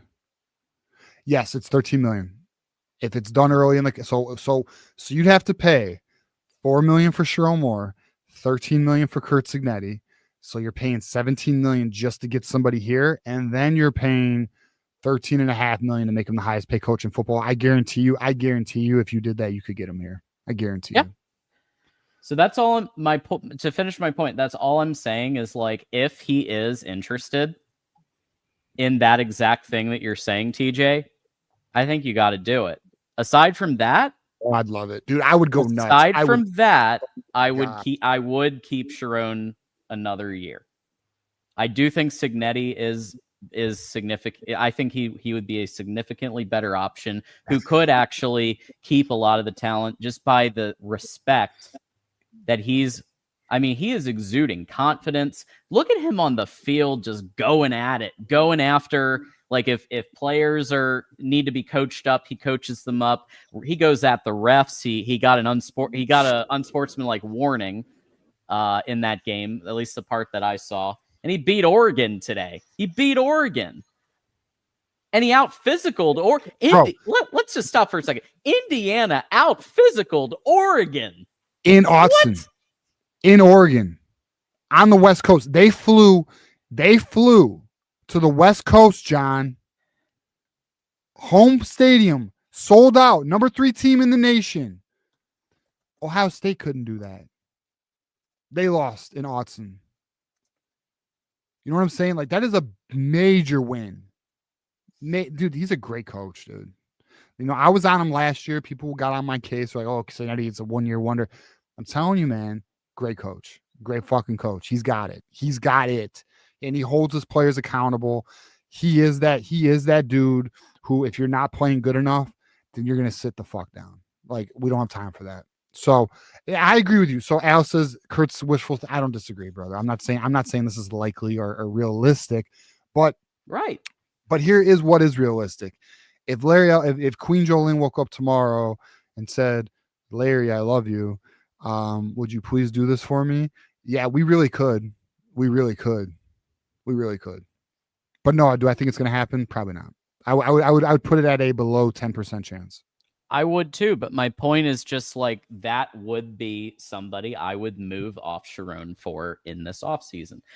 Otherwise, you stay the course. You keep to try to retain the culture, unless it's a Penn State situation and they just lose all the rest of the games. But I don't think that's going to happen. I think we're probably going to take Northwestern, Michigan State, maybe Washington, maybe Maryland. We'll see. But and GT right here says at least we aren't Penn State. We'll see next week. We will see next week. Oh, John, we're not Penn State. We're not Penn State. We are not Penn State. We play but GT, we do play Northwestern, so we'll see. We're not Penn State, damn it. Yeah. Where's Penn State bot? Where's that Penn State sports talk? He's been quiet. Where'd he go? Yeah, the Penn State bot. Come on in. I'm sure. Well, it's like Beetlejuice. If you say his name 3 times, he shows up. All right, I'm ready. Jacob Bennett says, if Moore is fired, we all know he wouldn't get a Power 4 job. If Arkansas doesn't want him, we shouldn't either. No, if he was fired, I'm going to tell you right now where he'd go. Oklahoma offensive line coach. Exactly where he's going. Wow. That's where he's going. You don't think he'd take like a G5 head coach role? I don't think he'd get it. I don't think in the G5? He won 7 games. What has he done? I don't think he'd get it. I don't think he's proven anything. Like FIU? Or like, I mean, I'm not saying it's impossible. I mean, it's maybe. You know, I'm just saying. I think there's programs that would. I'm not saying he can't be a Group of 5 coach, but I feel Sherrone Moore would be most comfortable in Oklahoma coaching that offensive line for that team. I mean, they're playing well. I mean, I know they lost today because unfortunately John Mateer was not ready to play. Yeah.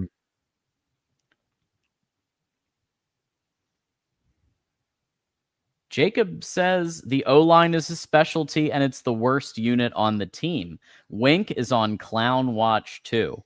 Well, Jacob, I think I'm gonna fault Sherrone, but not necessarily because of that. I'm gonna fault Sherrone because he maintained Grant Newsome and had him be the O-line coach, right? That was a mistake. And so I'm gonna fault him for that. I do think that at times the O-line looked better when Sherrone started to coach it. I think he just needs to fully commit to it, coach the O-line. If you guys remember, Jim Harbaugh actually, I think the first 2 years was the quarterback's coach. Like there are quite a few head coaches that also coach a position. Nick Saban, it was defensive backs, where either he was the DB coach or he was the de facto DB coach, and the DB coach actually didn't have any power because Saban was really running that room. So I think the same can be the case with Sharon.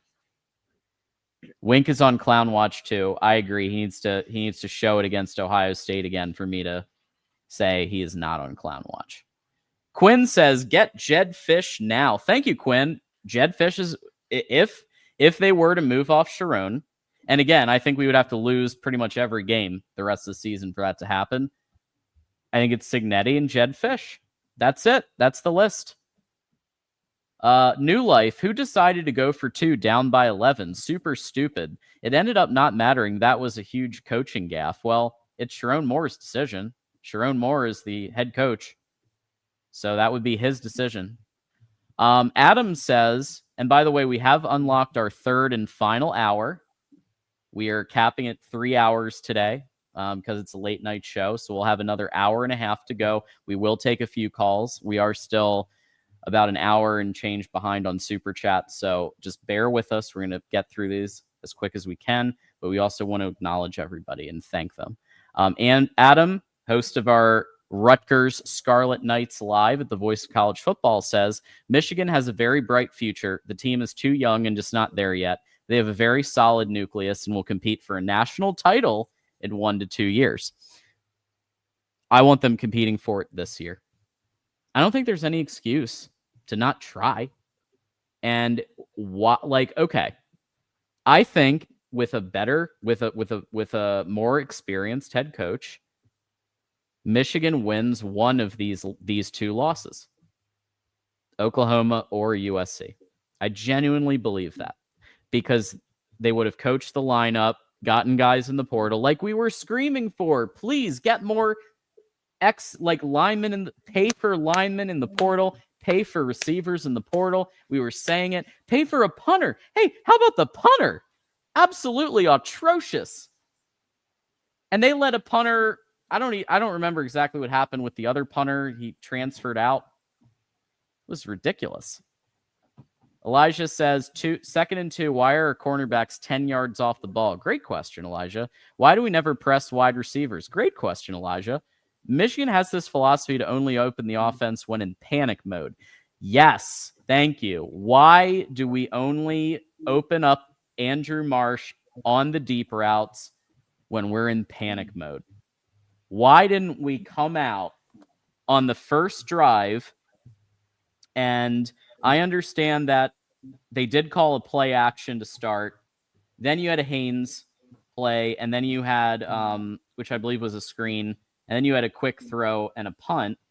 Not ideal, but I think that was just good USC coverage. Here's what I don't like. Where was the deep shot? Take a shot on that second drive. This dink and dunk shit when you're behind. It's one thing when you're ahead and you're massaging a lead. It's another thing when you're behind. No. Go to Andrew Marsh. Go to McCauley. They're your deep options. Elisha says Al-Hadi looked worse than Afobe. While you're not wrong, we also have to remember that Afobe was playing against lesser talent, and that may have played a role.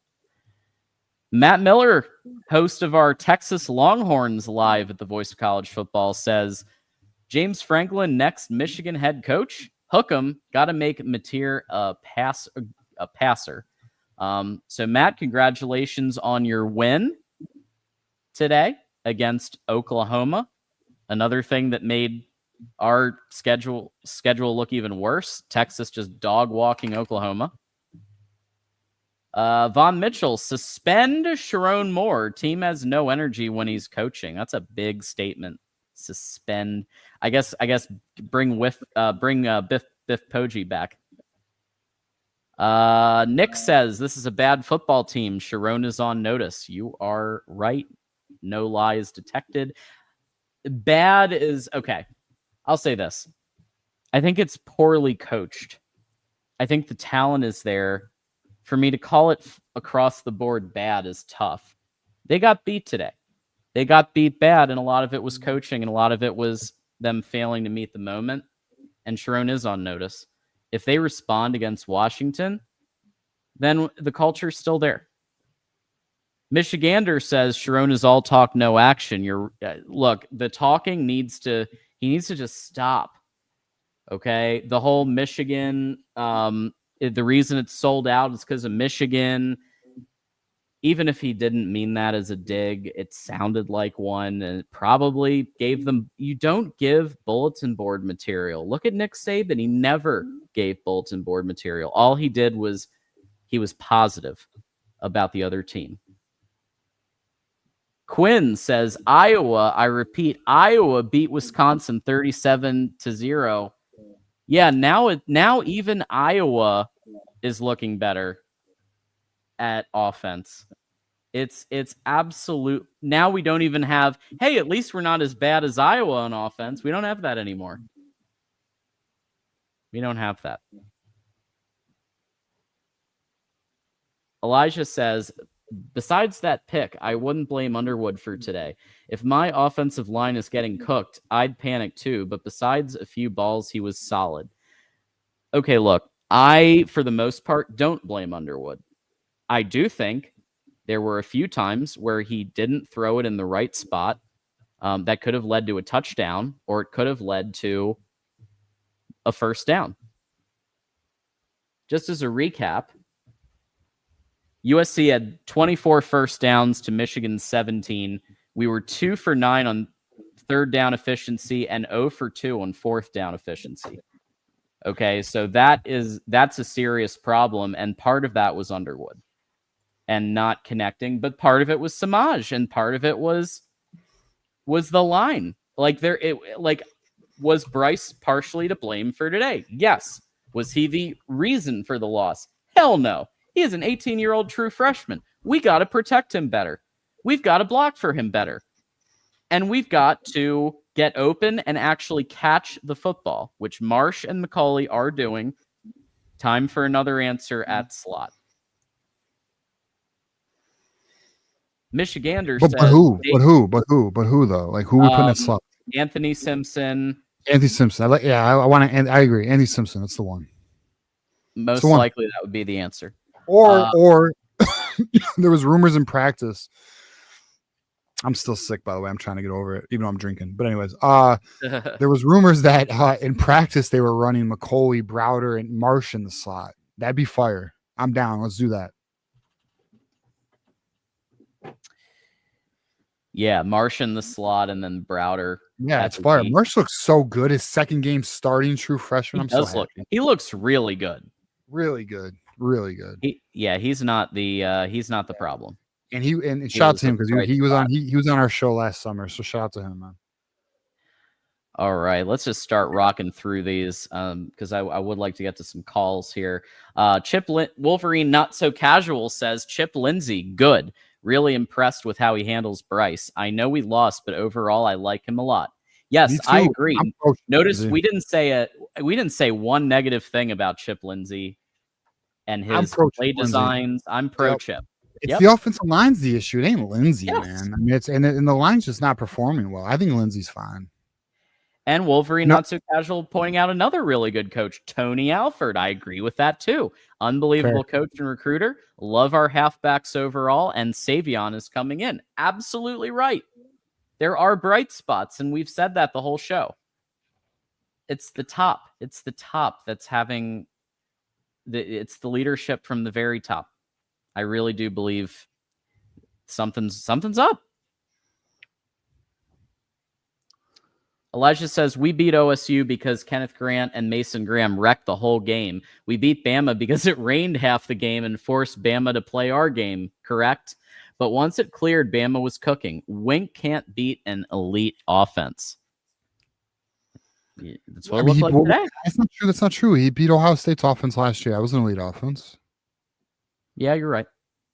And Alabama's offense was pretty good last year. I don't know if we would argue it was elite, but I mean, yeah. It is bad. Buckeyes battle cry. It is a call. It is a call and show. Me and John went for like an hour And then now we got super chats. And then we'll get to calls. We got 2 calls. Juju and Wolverine Casual are waiting very patient. We're gonna get to you guys, and we're gonna put the link out there. We'll get to you guys. Okay. Yes, we'll put the link. It's a call-in show once we get to all the super chats. And Michigander, we will get to yours. We are about an hour and 15 behind still. So I see yours coming up. I see one of yours coming up. Shit, I got 3 callers I love right now. Do not leave, all 3 of you. Stay there. Yeah, stick around. We're going to get through these as quick as we can. Von Mitchell, from the moment that the tier left Moore's Eye post Penn State game, I started to suspect he was soft. I love that, actually. I don't have a problem with that because he was showing emotion. This year, he hasn't shown any emotion on the sidelines. That's been the whole problem. I'm going to say this. I didn't love it, but I'm not mad at it either. Because, I mean, it does show a tad bit of softness, but really it was just I'm very aware of how emotional that weekend was for them. And it was. But it does show you Sharon Moore is very passionate. But I really did wish my guy didn't cry, but you know what? I'm not mad. It is what it is. But I mean, I could have done without it, Okay, so I guess sorry, Michigander. I guess I did miss this one. Dave said Sharon has to beat OSU to keep his job this year, or he is gone. So that, I'm guessing by Dave, you mean Dave Portnoy.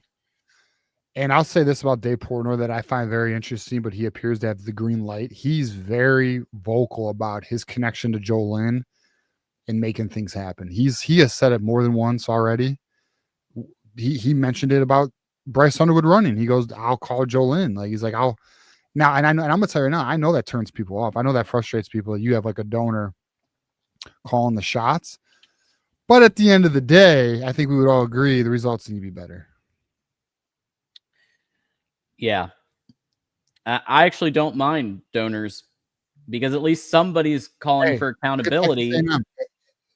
Do I love Texas A&M's results? No, but are they willing to put the money up to make changes? Yes, and I do respect that.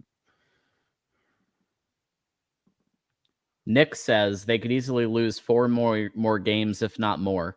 Basketball is in less than a month. Thank goodness. Hate watching this bullshit. Our defense sucks.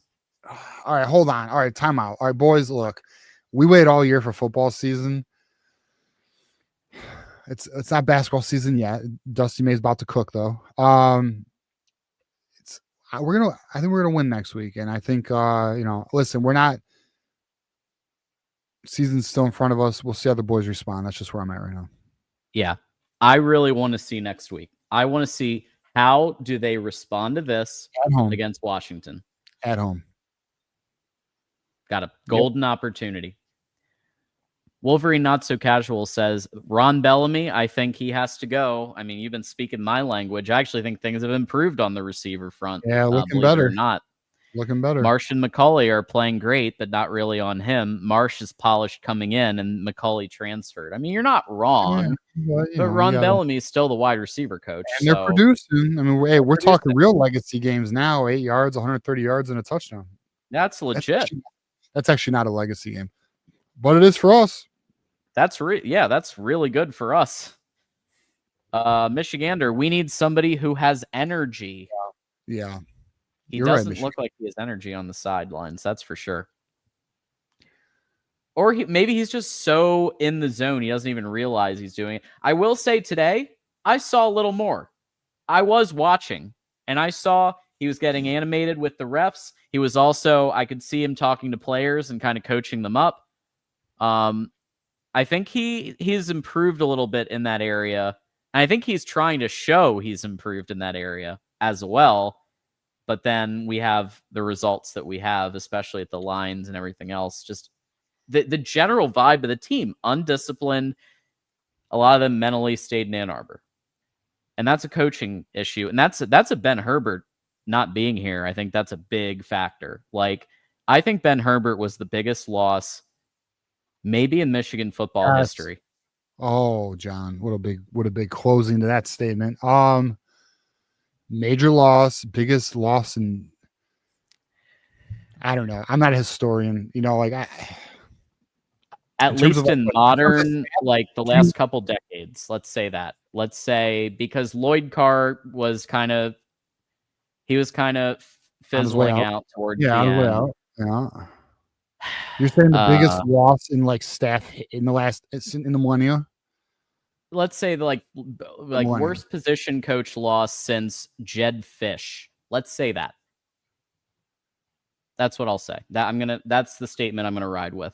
I mean, yeah, I think it's fair. He is literally the best strength and conditioning coach in the world for football. And it's not like some hyperbolic statement. He's the highest paid strength and conditioning coach in the entire world for football. And he set the market by like 3 times the highest paid at his position. Wolverine Not So Casual says, Thanks, Wolverine Jim. Not So Casual has been doing an analysis of the good coaches, and now he's hitting the coaches like he wants to go. Grant Newsome has to go. Can't hold someone's hand, hire so much help. Get a real coach. Sorry. I think you're right. I think he's got to go. Absolutely right. He probably will. My guess is the part of the reason for Castillo coming in and Soup coming in is to put those coaches on notice. Like, you have one more year, turn it around. I'm giving you help. Turn it around. Lou Esposito, great recruiter. Keep him. Bad game from D-line, but overall I like him. Nate Marshall seems like he'll be a beast. I agree with you on Nate Marshall. Getting him back was so huge. He will be a beast very soon. And even the little bit that I've seen him this year, he's looked good. I think he's going to be a really good player in coming years. Yeah, well, I'll be honest, didn't hear much about him today. No. Let me actually look if did he put up anything? He put up 2 solo tackles. So he did. Yeah, so he tackles. He did play. Yeah. Yep. Wink has been possessed by the spirit of Don Brown, according to Von Mitchell. Spooky season is upon us. How the hell is Matt Patricia killing it at Suck Eyes, but Wink isn't? Garrison will love this. Yeah, I mean, yeah, he is killing it. He's fucking killing it. That fucking he son is. of a bitch. We were wrong. I was wrong. Mm-hmm. Yeah, you know, listen. Ohio State's defense is firing on all cylinders right now. There's still time to figure his ass out, but yeah, he looks good. He's doing good. Let's see. Here comes Wolverines' take on Brian John Marie. Give him one more year and a little NIL to play with, but he's on a short leash. Sullivan looks great. Hausman is struggling. I actually thought Hausman looked okay today. I think better than I've seen him look the last couple of games. He looked okay. To determine. I'll say okay. JD Brown, what? The Bull, I think, has had a few beverages. JD Brown can punt my mail. Somebody get Bull. Somebody get Bull. All right. Jair Hill is not a power 4 cornerback. One hit doesn't make you a good cornerback. He is not consistent. The whole 2025 cornerback class is better than him. Zeke played well. Zeke did play well. Fact there. I don't know about. I think Jair Hill did okay. I think there were some times where he got beat today. I've pointed. I have a couple written down here, but overall, I think he's been okay. Right? Zeke did play well. Zeke coming back is a big deal. Yeah, like I said on Thursday's show, I think Jair Hill's our biggest liability on the back end. People disagreed with me. I still stand by it. And then there's the last part of Bull's. I'm just gonna let that go. Thank you, Bull. Wolverine casual. Lamar Morgan, like him. Me too. Great recruiter. Cornerbacks, okay. Sanders looks great, even on the Lemon touchdown. Needs to handle Hillman, though. 10-yard cushions? Yeah, Hillman looked bad today. Like, I mean, over and over, I'm seeing Hillman whiffed. Hillman missed a tackle. The only time I have Hillman in here is negative stuff. Like, dude, Hillman is Listen, Hillman's a good player. He needs to slow down a little bit and make sure he makes the proper play. He's all gas, I think, and he's lacking in his fundamentals. And I'm gonna be honest with you, that's coaching. Coaching needs to settle him down. I'll tell you this right now. You give these players to a Harbaugh staff, these players make those tackles. Yeah. And there's I'm noticing some personal stuff in the chat. I'll say this. I don't think Goober is that bad. No. Can I just I'm just being real. Like Goober, even Clown. Like, yeah. I think there's degrees to this. I don't like it, but like there's also degrees to this. But I'm just gonna ask everybody to please try to keep it to debating topics. Can we adult gentlemen? Yeah, just be adults. Goober sounds like booger. Yeah, it's like goober peas, the peanuts. Dean B has been a member for 13 months. Thank you, Dean. 10-2. Fuck Ohio. Still possible. Absolutely. We got to see the turnaround starting with Washington. And by the way, there was actually a really good ray of hope. The interception, and then also that touchdown to take it up to 13 with Andrew Marsh. There's hope. There are bright spots. But the team needs to come out so much more like fired up, disciplined, together. The mental is what it feels like the mental is kind of missing. And that's a big issue, right? That's a head coach issue. That's a culture issue. That's a loss of Ben Herbert issue. One positive, we finally got a holding call. Yes, we did. And we also got they missed an OPI against Jair Hill, which caused that touchdown. And then they called a phantom hold on Andrew Marsh. Yeah. And the false start was also kind of BS. I thought that false start on Klein wasn't like that felt kind of ticky. Yeah. He barely moved. Come on. Yeah. He barely moved. Again, those didn't determine the outcome of the game. We sucked today, except for a few positions. It wasn't the refs, but there were a few calls that were pretty. Wolverine not so casual. JB Brown, like him. He's joking. Give him. Just kidding. Fire him. Fire him yesterday. Get him off my team. A football terrorist. Wow. Wolverine not so casual. Not a fan of JB Brown. And I'm with you. I think JB Brown's got to go. He's on the fire list. JB Brown, Grant Newsom. JB Brown is my number one coach who needs to get the fuck out of here. Fire him yesterday. He offers nothing to this team. Nothing. Michael Campbell says, I guaranteed USC would smoke Michigan. Well, there's Michael Campbell back.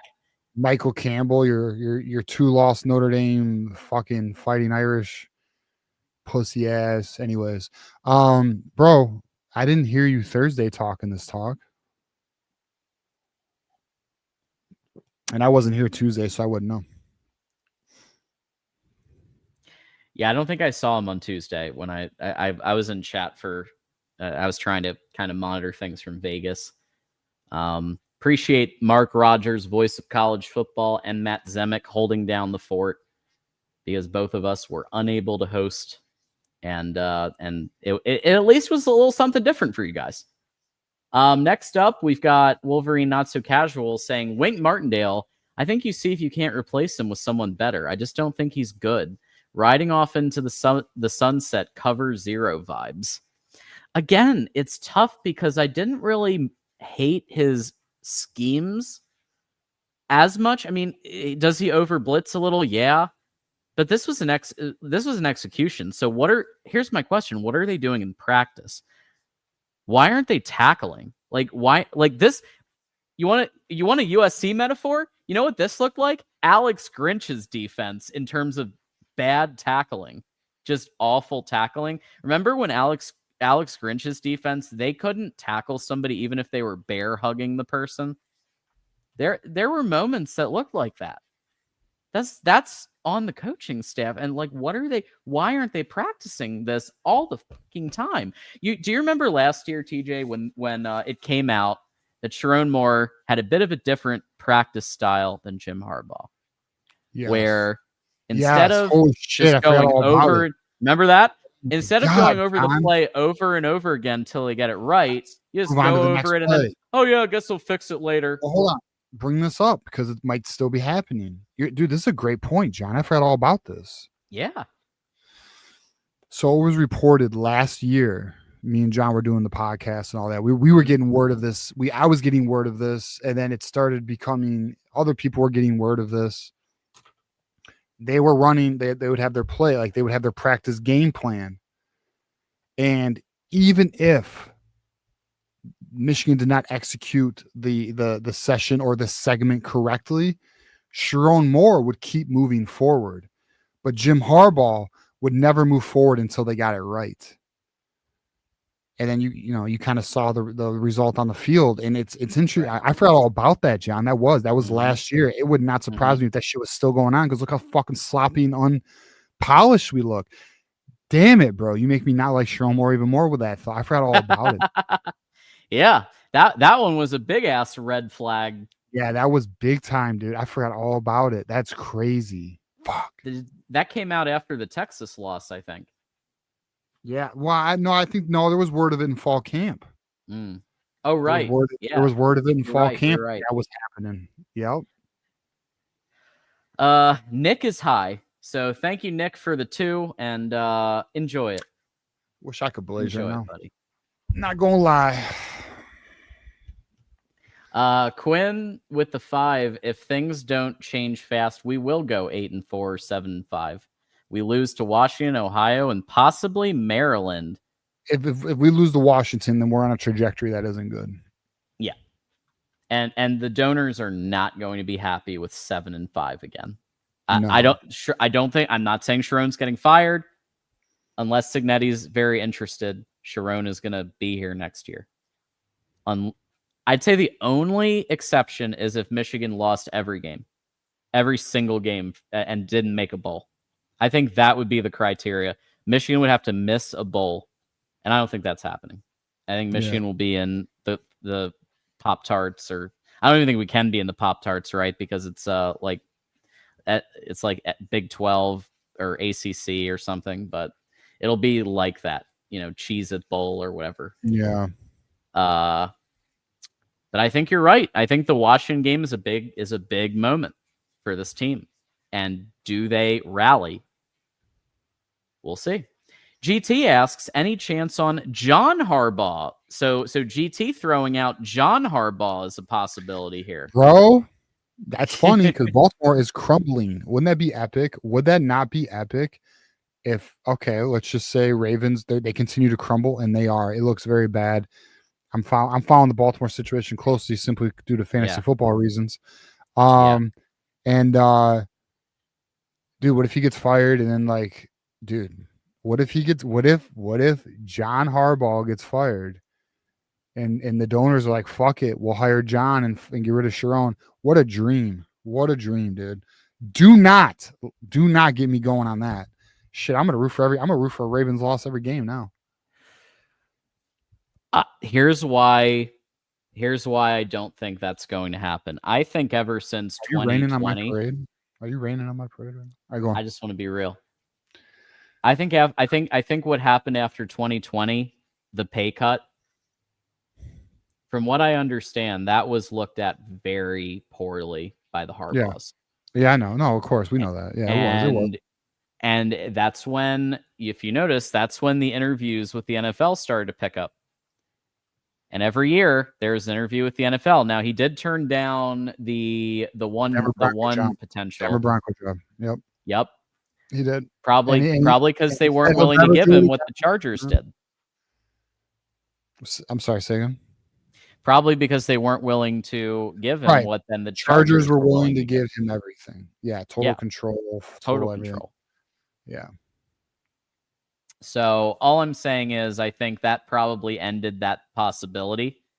And he knows very intimately what Jim went through. and the lack of support that Jim felt that he received from the administration. So you think he's so I don't see John stepping into that. The truth is John could easily get a job in the NFL. Yeah, like the Jets. Hello? Well, no, no, because Aaron Glenn, I hear you. Aaron Glenn just got there though. Yeah. Sharon Moore, Wolverine not so casual. Sharon Moore, give him another year. Good recruiter, give up game management. No more being friends. Your head coach. Do what needs to be done. Bench seniors, fire people, earn it or you're out. Thank you. Yep. Thank you. Yep. Agree. This is what we're trying to say. Thank you. Wolverine Casual got his bonus this week. Thank you, Wolverine Casual. Wolverine Casual hit his markers on his bonus. My guy. New member. 7 Mile, thank you for joining the leaders and best tier of our YouTube membership. That's right, folks. It's the YouTube membership. Check it out. I'm going to post right here the link in case you also want to become a YouTube member. There it is. There's the link. Go ahead and click that if you're not already a YouTube member to get yourself the badge, emojis, etc. Thank you so much, 7 Mile. Gunner with the 10. Michigan's schedule for the rest of the season is mostly cupcakes until the game. They'll be fine until then. I don't know. Washington's the next test, and then Maryland will be the one after that. But look, you just saw Northwestern beat a beaten down Penn State team. And then we got a little brother. I'm gonna be honest with you. I want to smoke those fuckers. Yeah, me too. I'll tell you right now, satisfying. I'll tell you right now. I'll tell you right now. If Sharon Moore loses that game against the Spartans, oh shit! I will literally lead the movement to get him fired. We'll create a hashtag. I don't even know. Yeah, he has to win that game. Fuck that. I will say that one he has to win. It has to. That is a no. Do not lose that game. Yeah. Let's see here. Michigander. It took Juwan. Oh, this is a really good point right here. Michigander. It took Juwan Howard literally to achieve the worst record in program history and health issues. I got to not be in games for Ward to fire him. Sad. Yep. Yes, and guess what? Ward actually said that. So Ward Manuel made a statement that said that he would have gotten another year if not for the combination of things. Check this out.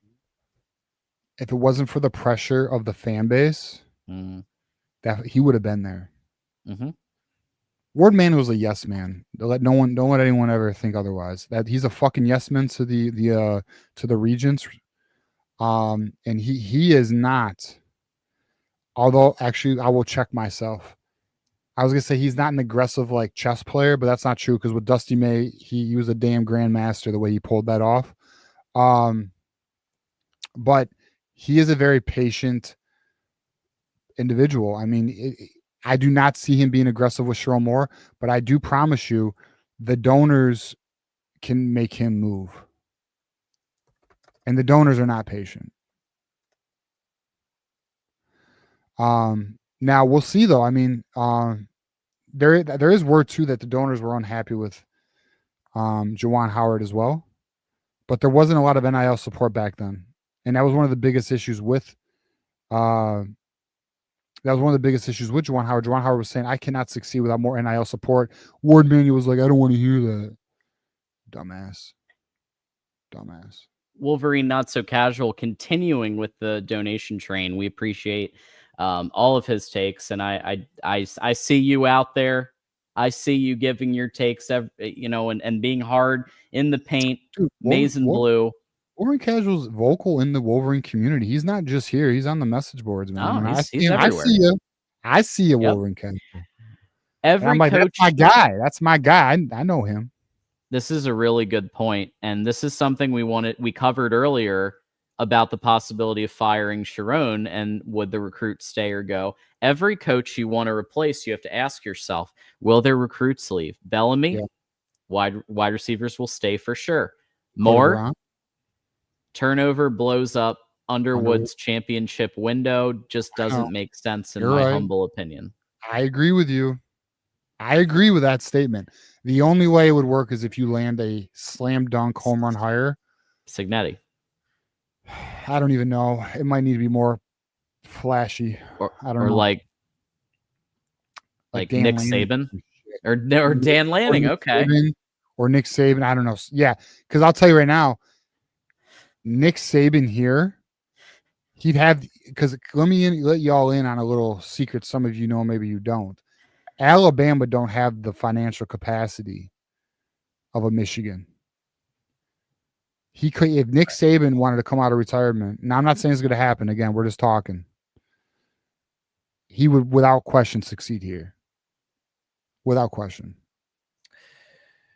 Yeah, I will say there are some wide receivers I think that would reconsider if Bellamy left.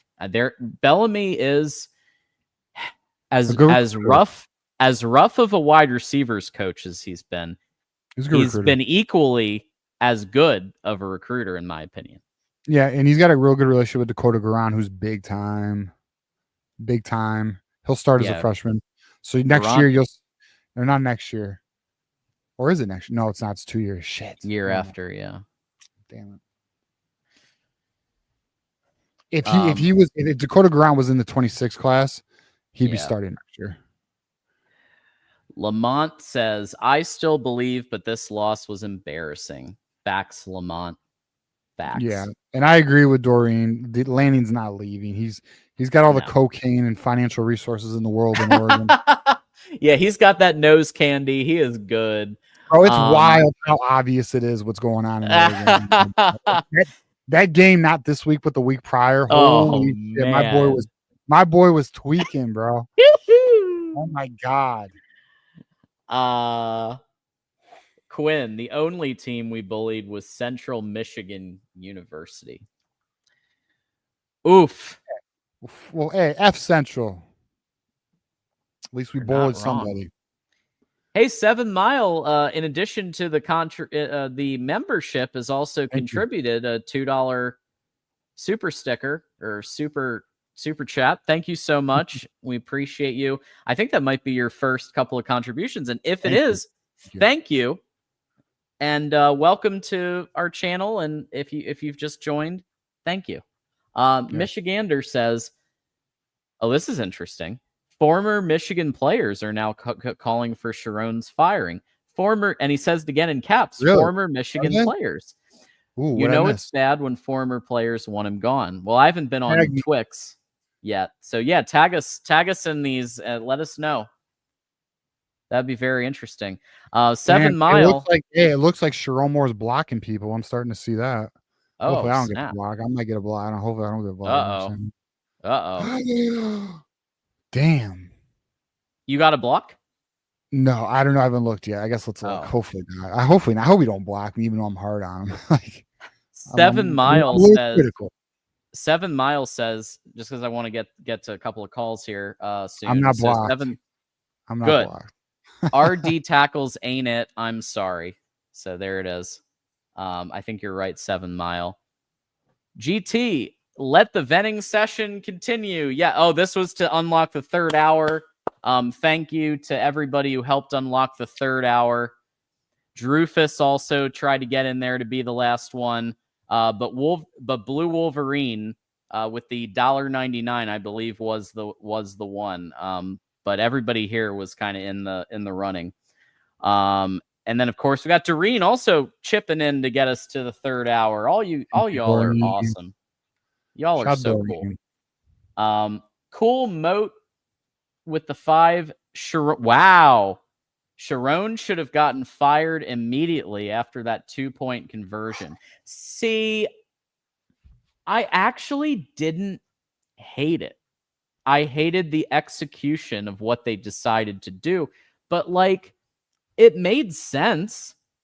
If you run that 2-point, right, then what do you need? You need a touchdown and a field goal wins it.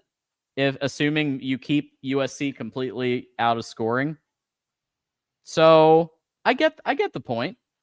I understand it. But you're right, like kicking the field goal or kicking the PAT, I mean, then it's 10 points, touchdown, and field goal. But at that point, let's be honest, at that point we were boned anyway. Like yes, you still coach to try to win, but that game was at that point slipping away from us. Yeah, so Michigander tagged me and you. Oh, sick. Joe Heritage, former Michigan player from 2012 to 2015. So he just played 1 year with Harbaugh. He's essentially saying bring back Biv Poggi. Okay. He actually started 14 games for Michigan as a fullback. Huh. Wow. And played in the NFL for 3 years. Washington, Packers, Browns, yeah. Keep it coming. Okay, all right. Everyone's saying it didn't make sense. Listen. What, the 2-point conversion? I didn't love it. I didn't love it. I understand what people are saying, but I like the aggressiveness. I'm down for aggressiveness because this is another thing let's just be very fair. We have criticized Sharon for being a little too pussy this year. That wasn't a pussy coaching decision. And I think he's been listening to some of that like criticism, and he's trying to to be fair. I've pointed out maybe 4 or 5 times where I think Sharon has been hearing the feedback and he's trying to improve it. The point is he's still a second-year head coach. And he's going to it's like plugging holes. It's like playing whack-a-mole, right? Playing whack-a-mole. The moles are coming up.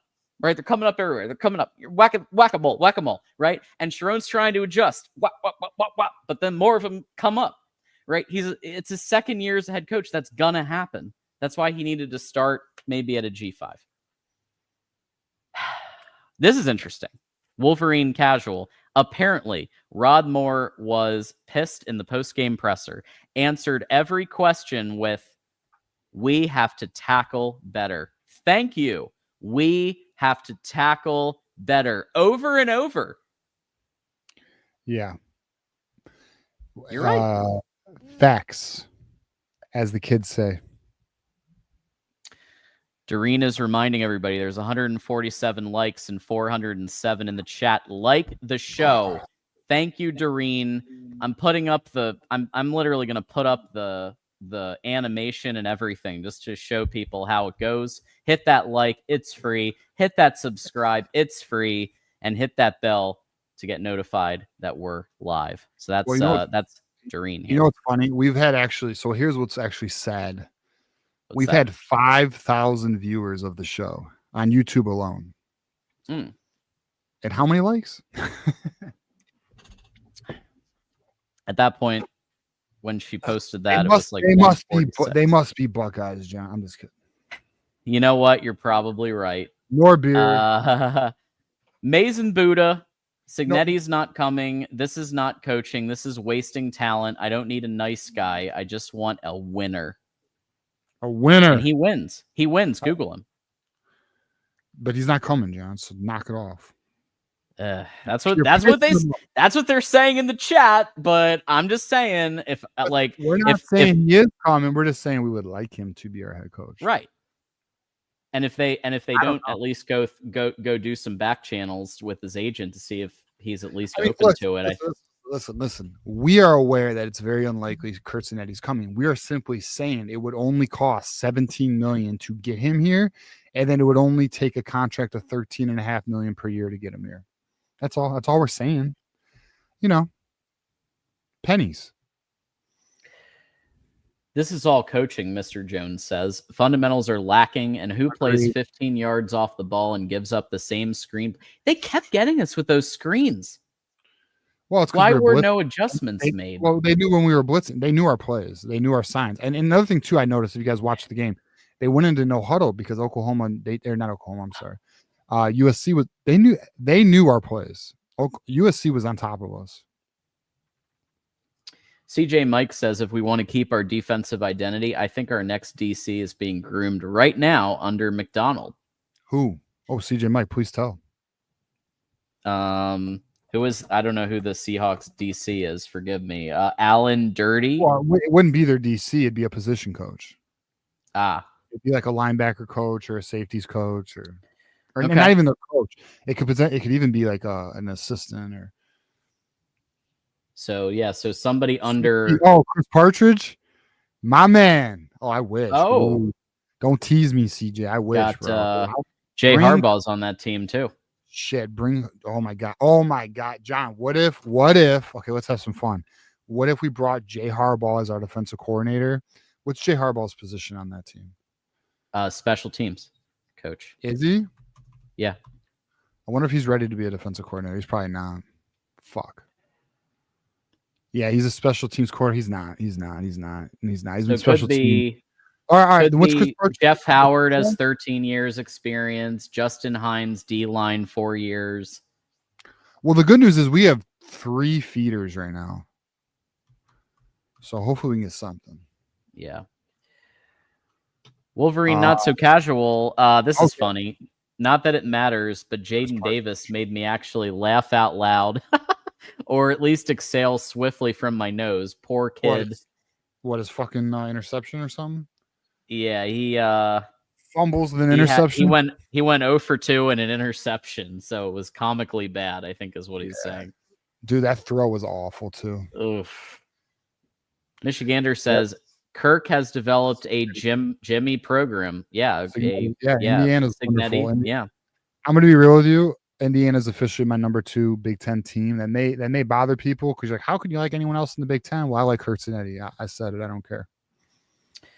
Wolverine says, Wolverine Not So Casual says, Bryce's stats this season, and I'm with you, 60% completion, 230 yards per game, 7.9 yards per attempt, 7 touchdowns, 4 passing, 3 rushing, 2 interceptions. Honestly, great for a true freshman, even with the misses, just keeping things in perspective. If he had better wide receivers, those would be better. He's being limited by his receivers. The percentage would be higher. And a better line. He has a slightly better line. And we're letting Samaj, we are letting Bryce down right now. Yeah. And LSU fans are saying, I told you so. Shut up. Shut up. Kirk Wilson with the 20. Do you think if the Lions head coach Dan Campbell had to chat with the team to try to light a fire in them to lock in and play with more fire? Get Dan Campbell over there. Absolutely. I think it would last 48 hours to a week, and then it would fade out because motivation is not enough. Discipline is what is required for long-term, sustainable type of success. Motivation runs out, man. It does. Now, if you have a head coach who can constantly motivate you, then it can continue to kindle the fire. But, Dan Campbell's busy. Dean says, team got better through the season last year. Wink regressed. Last year? Yeah, it did. It got better through the season last year. Wink has regressed. I mean, we're not seeing the. Oh, Wink has regressed this year. No, he's saying the team. Well, he's saying specifically the team got better through last season, which it did, both offensively and defensively. It did. But Wink has specifically regressed, and he has. I mean, he has. We are not. Listen. This defense.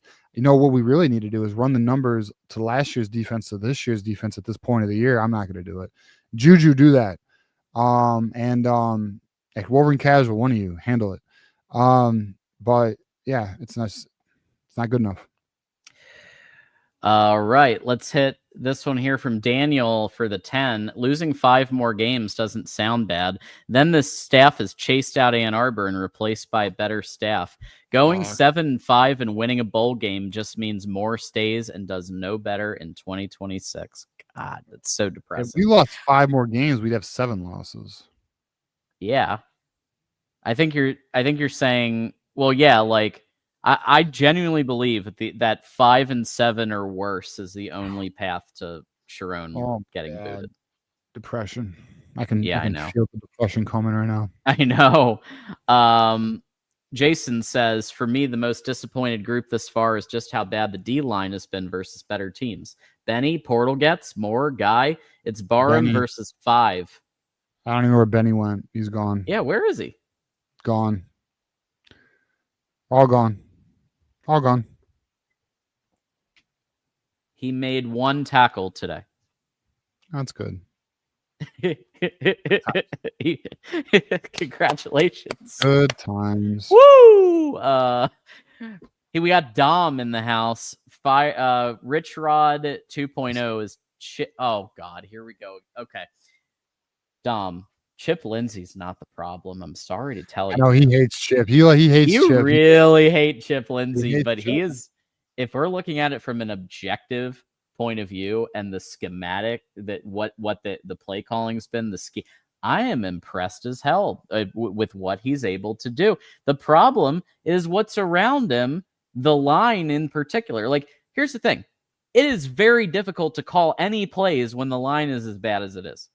When you are struggling to get push against USC's defense, that is some cock-a-doodoo right there, to borrow Maniac's phrase. Let that sink in. OSU back-to-back, and they win an AA. Dom says he's mapped the plays, and when we do a phone call, he'll let us know. Okay. We're here for it. AI, $2. Joe Brady, thoughts? He likes the NFL. I don't think he's coming. I think Joe Brady is NFL. He wanted the NFL even back in 2019. So I think he's staying in the NFL. Michigander says Jimmy would rather run the same 14 plays that they can do correctly rather than run 50 that may or may not work. Thank you. And Sharon is soft. Oof. I mean, look, here's the thing. I'm hoping that they've changed that philosophy since we heard that last year, because that was massive red flags for me when we heard that they were just kind of running a play, and then if it didn't work, we'll fix, we'll just correct it and move on. Like, we're not going to run it again. We're just going to say, hey, could you next time just fix that? Let's go to the next play. That's what they did. Like, what? No, you run 14 and execute them flawlessly, and then you can build on it from there, but it doesn't sound like that was the philosophy.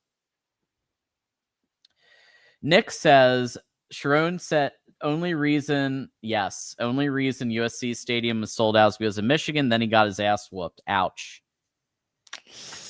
Got to watch that trash talk. It happened. And we are caught up after this one here. Michigander says OSU might only score 7 and run out the clock the rest of the game and win 7-0. Good Lord, that would be just to fuck with us, huh? Yeah. We'll see. A few more weeks before we have to worry about that game.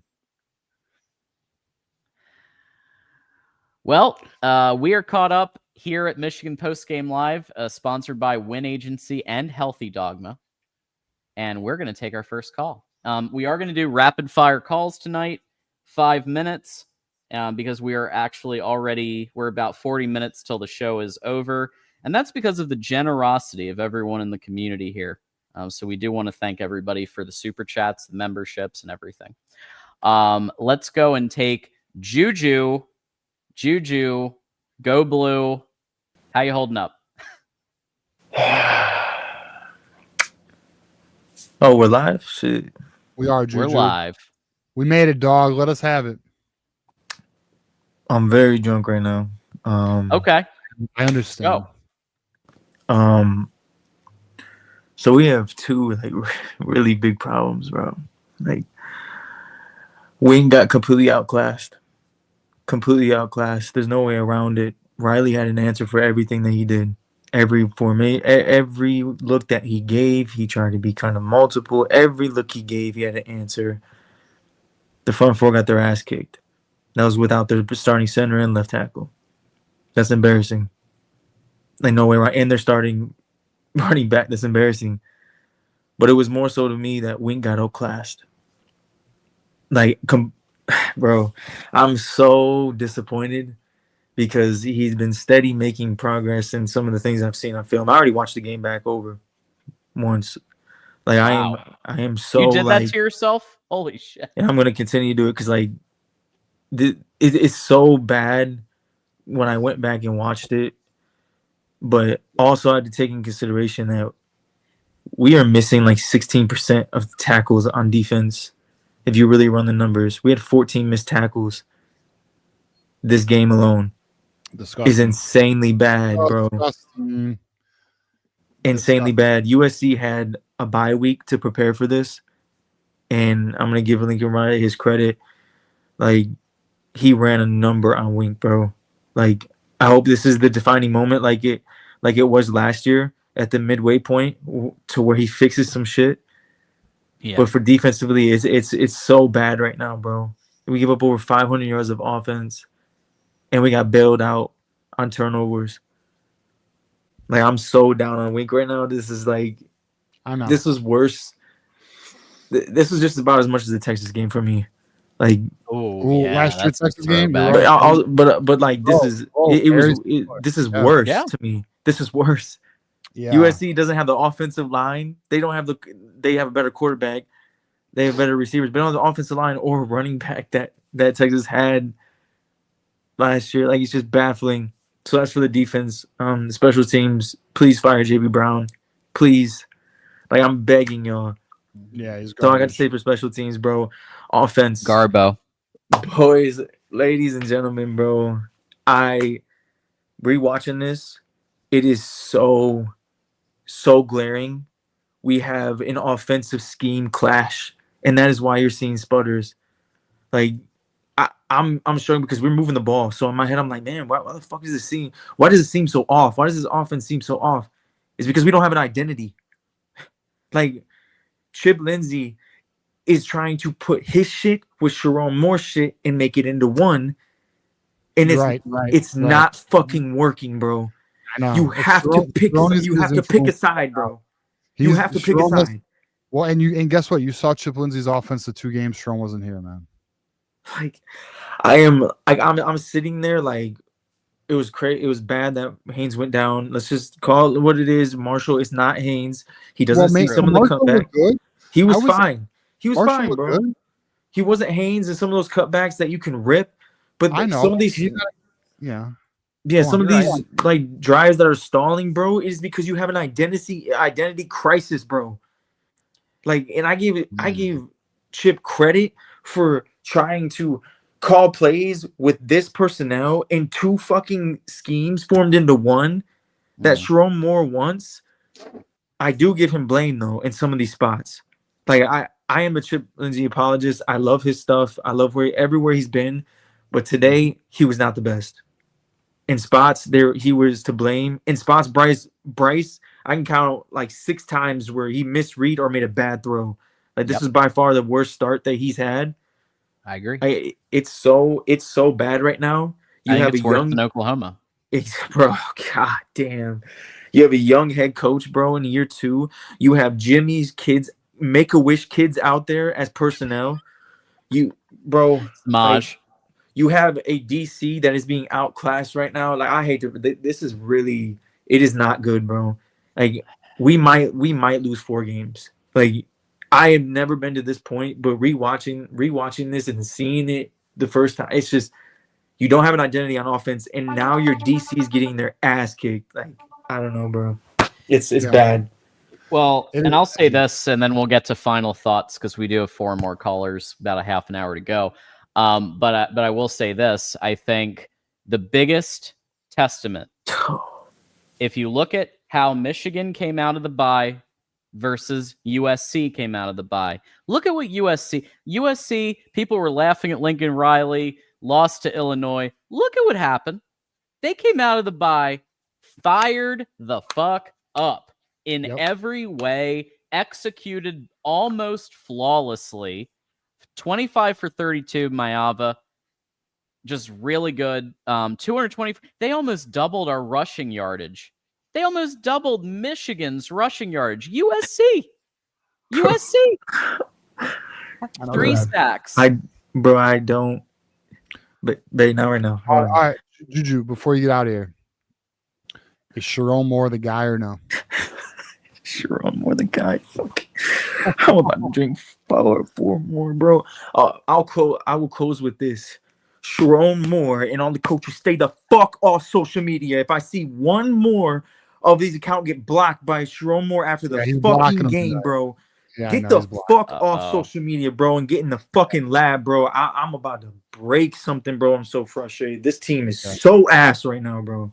I've never been to this point, but this team dead ass could lose 4 games, bro, to a weak ass schedule, and it doesn't get easier from here. Weak schedule. You're right. Yeah, no. So actually, someone tagged me in a post. Next season's schedule is even harder, so they better figure that out, man. You're right. All right, Juju. Appreciate you, man. Thanks, Juju. Yeah, bro. Rest up, buddy. Take a shot for me. Have a good night. Yeah, I would take like 3. All right, there you go. right. My man, Go Blue. Juju. Boys are going through it, John. Boys are going through it. Juju's going through it. He waited a long time too. So Yeah, thank you for we gotta- waiting. John, don't we gotta get the sponsors again before we get to our next caller? We can hit them a third time. Absolutely. Wait, did we show the commercial? Oh, we did, didn't we? We did. We did both, but I actually am. I would like to. You know what? Let's give him one more shot here. My bad. I forgot about the No, you're good. Let's actually have the video from Win Agency on the what just happened and the life and health insurance options that you could have. Hey, Michigan fans, we had a tough loss, but here at the Win Agency, we're all about bouncing back. Whether you need a small amount of coverage to protect your family against medical emergencies or a powerful plan that can greatly reduce your medical expenses next year, we have you covered. We also offer specialized hospital and travel plans because protection matters most where life is unpredictable. Call us today or visit our website to explore your options.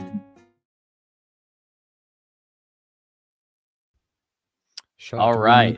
Best agency. Let's get it.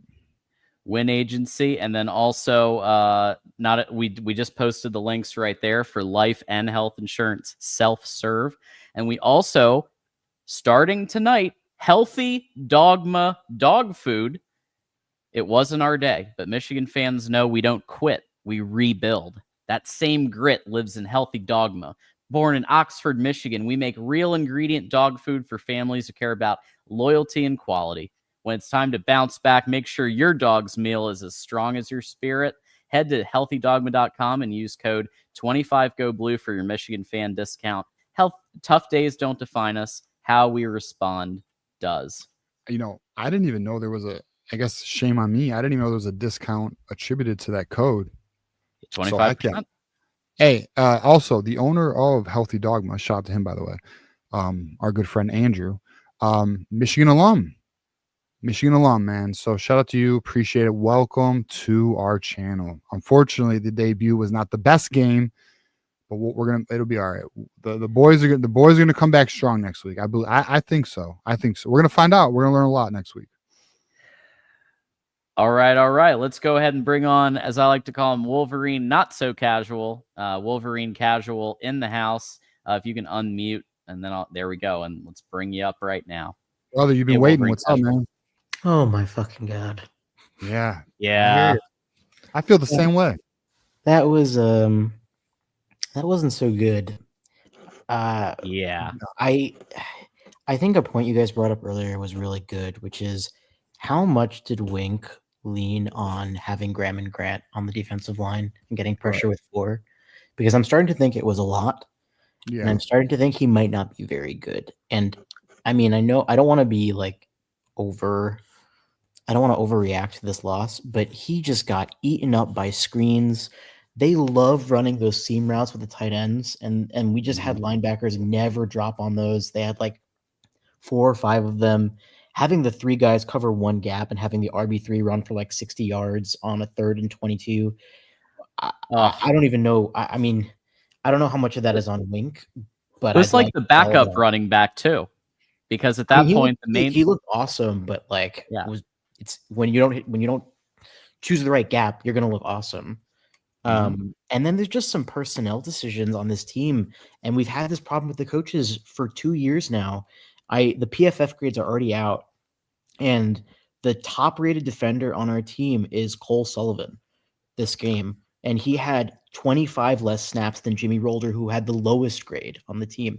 And I know that Jimmy had a great game last time, but I don't fucking know, guys. Everything's fucked. We're all fucked. It's not looking the best at the moment. It's amazing that Cole Sullivan's ranked where he is. I mean, look, it's amazing because like I haven't seen these numbers yet. I got to look at PFF, but what did I say in the beginning of the show? Why is Cole Sullivan not on the field 100% of the time? I mean, dude, I don't need PFF to tell me. I see it. I know. But the coaching staff, but like to your point, Wolverine Casual, and I feel like even through your frustration vent, why is the coaching staff not seeing that? Because they don't. They didn't even see it last year, Wolverine Casual, not forcing Donovan Edwards down our throat. We all know Hassan Gentry inside zone. letting Gentry way too walk, many games. who is currently like an 80 on PFF. He's playing great for BYU. Like, what sucks and like frustrates me and like fucking like I really want to punch a wall, even though I know it's a terrible idea. We are stuck in this until the off season, and it probably ain't going to change because they're going to give him another year. I know. But they need to, right? Like, I don't know exactly what a head coach does. Like, honestly, like you set kind of the you're kind of like the CEO, right? Have you not played college football 26? I'm just kidding. I have not played college football. Thank you so much. but yeah, like he just chooses the people around him and he sets like the tone. But like specifically, what does Sharon do? He is one of the worst game managers I've ever seen. Like, bro, dude. He might give James Franklin a run for his money. Can we just call? All right, fuck it. I'm gonna say some blasphemous shit. He's an offensive line coach pretending to be a head coach. I mean, we all know it. We all know it. And I just and that wasn't something I've been festering on. It just hit me just now. Not calling the timeout on the Makai Lemon thing. You don't know how to manage no game, bro. We all know it. We all see this shit. We all watch this. He doesn't know what he's doing. I don't understand the game management at all. I mean, it's not that I don't understand it. Like, what I'm worried about, and I know this is a pretty terrible thing to say, I'm worried he's not smart. Like, that's what I'm worried about. I don't know about that. I mean, he's obviously that's what I'm worried about. He is smart. I think he is smart, but I just don't think he's like it's like anything. Like even like if you look at it professionally, like some people excel in their role and then they get promoted to a new role and like they're just not ready for it, man. And he's not. That's true, but I think Sharon Moore's I think he is smart. I think he is a hard worker. I just don't think. Yeah, I think in 5 to 10 years he'd be able to do this. Here's what it is. Here's the God's honest truth, right? When you get to a head coach level, you have all these things going on. It's no different than, if we look at, let's use hockey for an example. You have someone playing in the AHL and then they get promoted to the NHL. The game is so much faster, so much quicker. Sharon Moore is not ready for that next. Like he is power 4 head coach.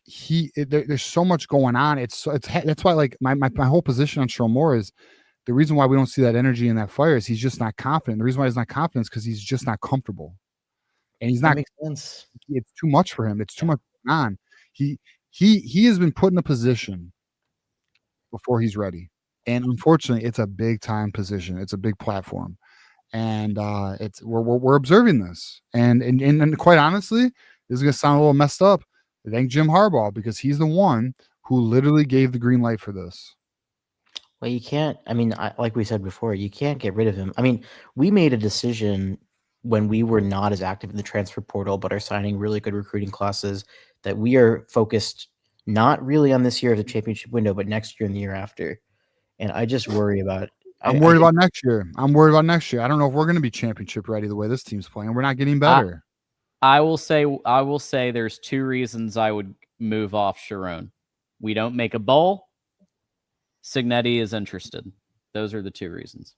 Signetti, I mean, yeah, but he has no reason to come here. I mean, they're like a top 5 team right now. Like, you know. Yeah, but we have way more resources than Indiana. I mean, we literally have top 5 resources in college football. We can, guys. Before, we may have had trouble luring a head coach in because we were not doing NIL. But now, we have absolutely everything a coach could want. We even have a 5-star generational quarterback.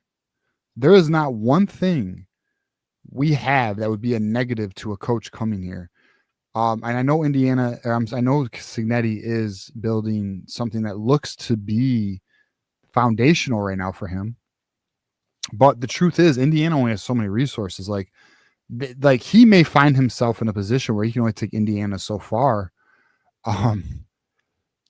I can't believe they just went to Autzen and beat number 3 Oregon on the fucking. I was gonna road, say, though. like, they're taking him quite far. Dude, he's about. Dude, it's really about to be Ohio State and Indiana in the Big Ten championship, isn't it? It's really about to be. I'm so terrified Ohio State's gonna win another national title. Well, I'm gonna tell you this right now. I'm gonna tell you, yeah, you know what? Me too, Wolverine casual. That's a thought I've had. They're the best team in college football right now, and if everyone wants to deny that, you're not paying attention. Oh yeah, you're not paying attention, or you're in denial. Final thought.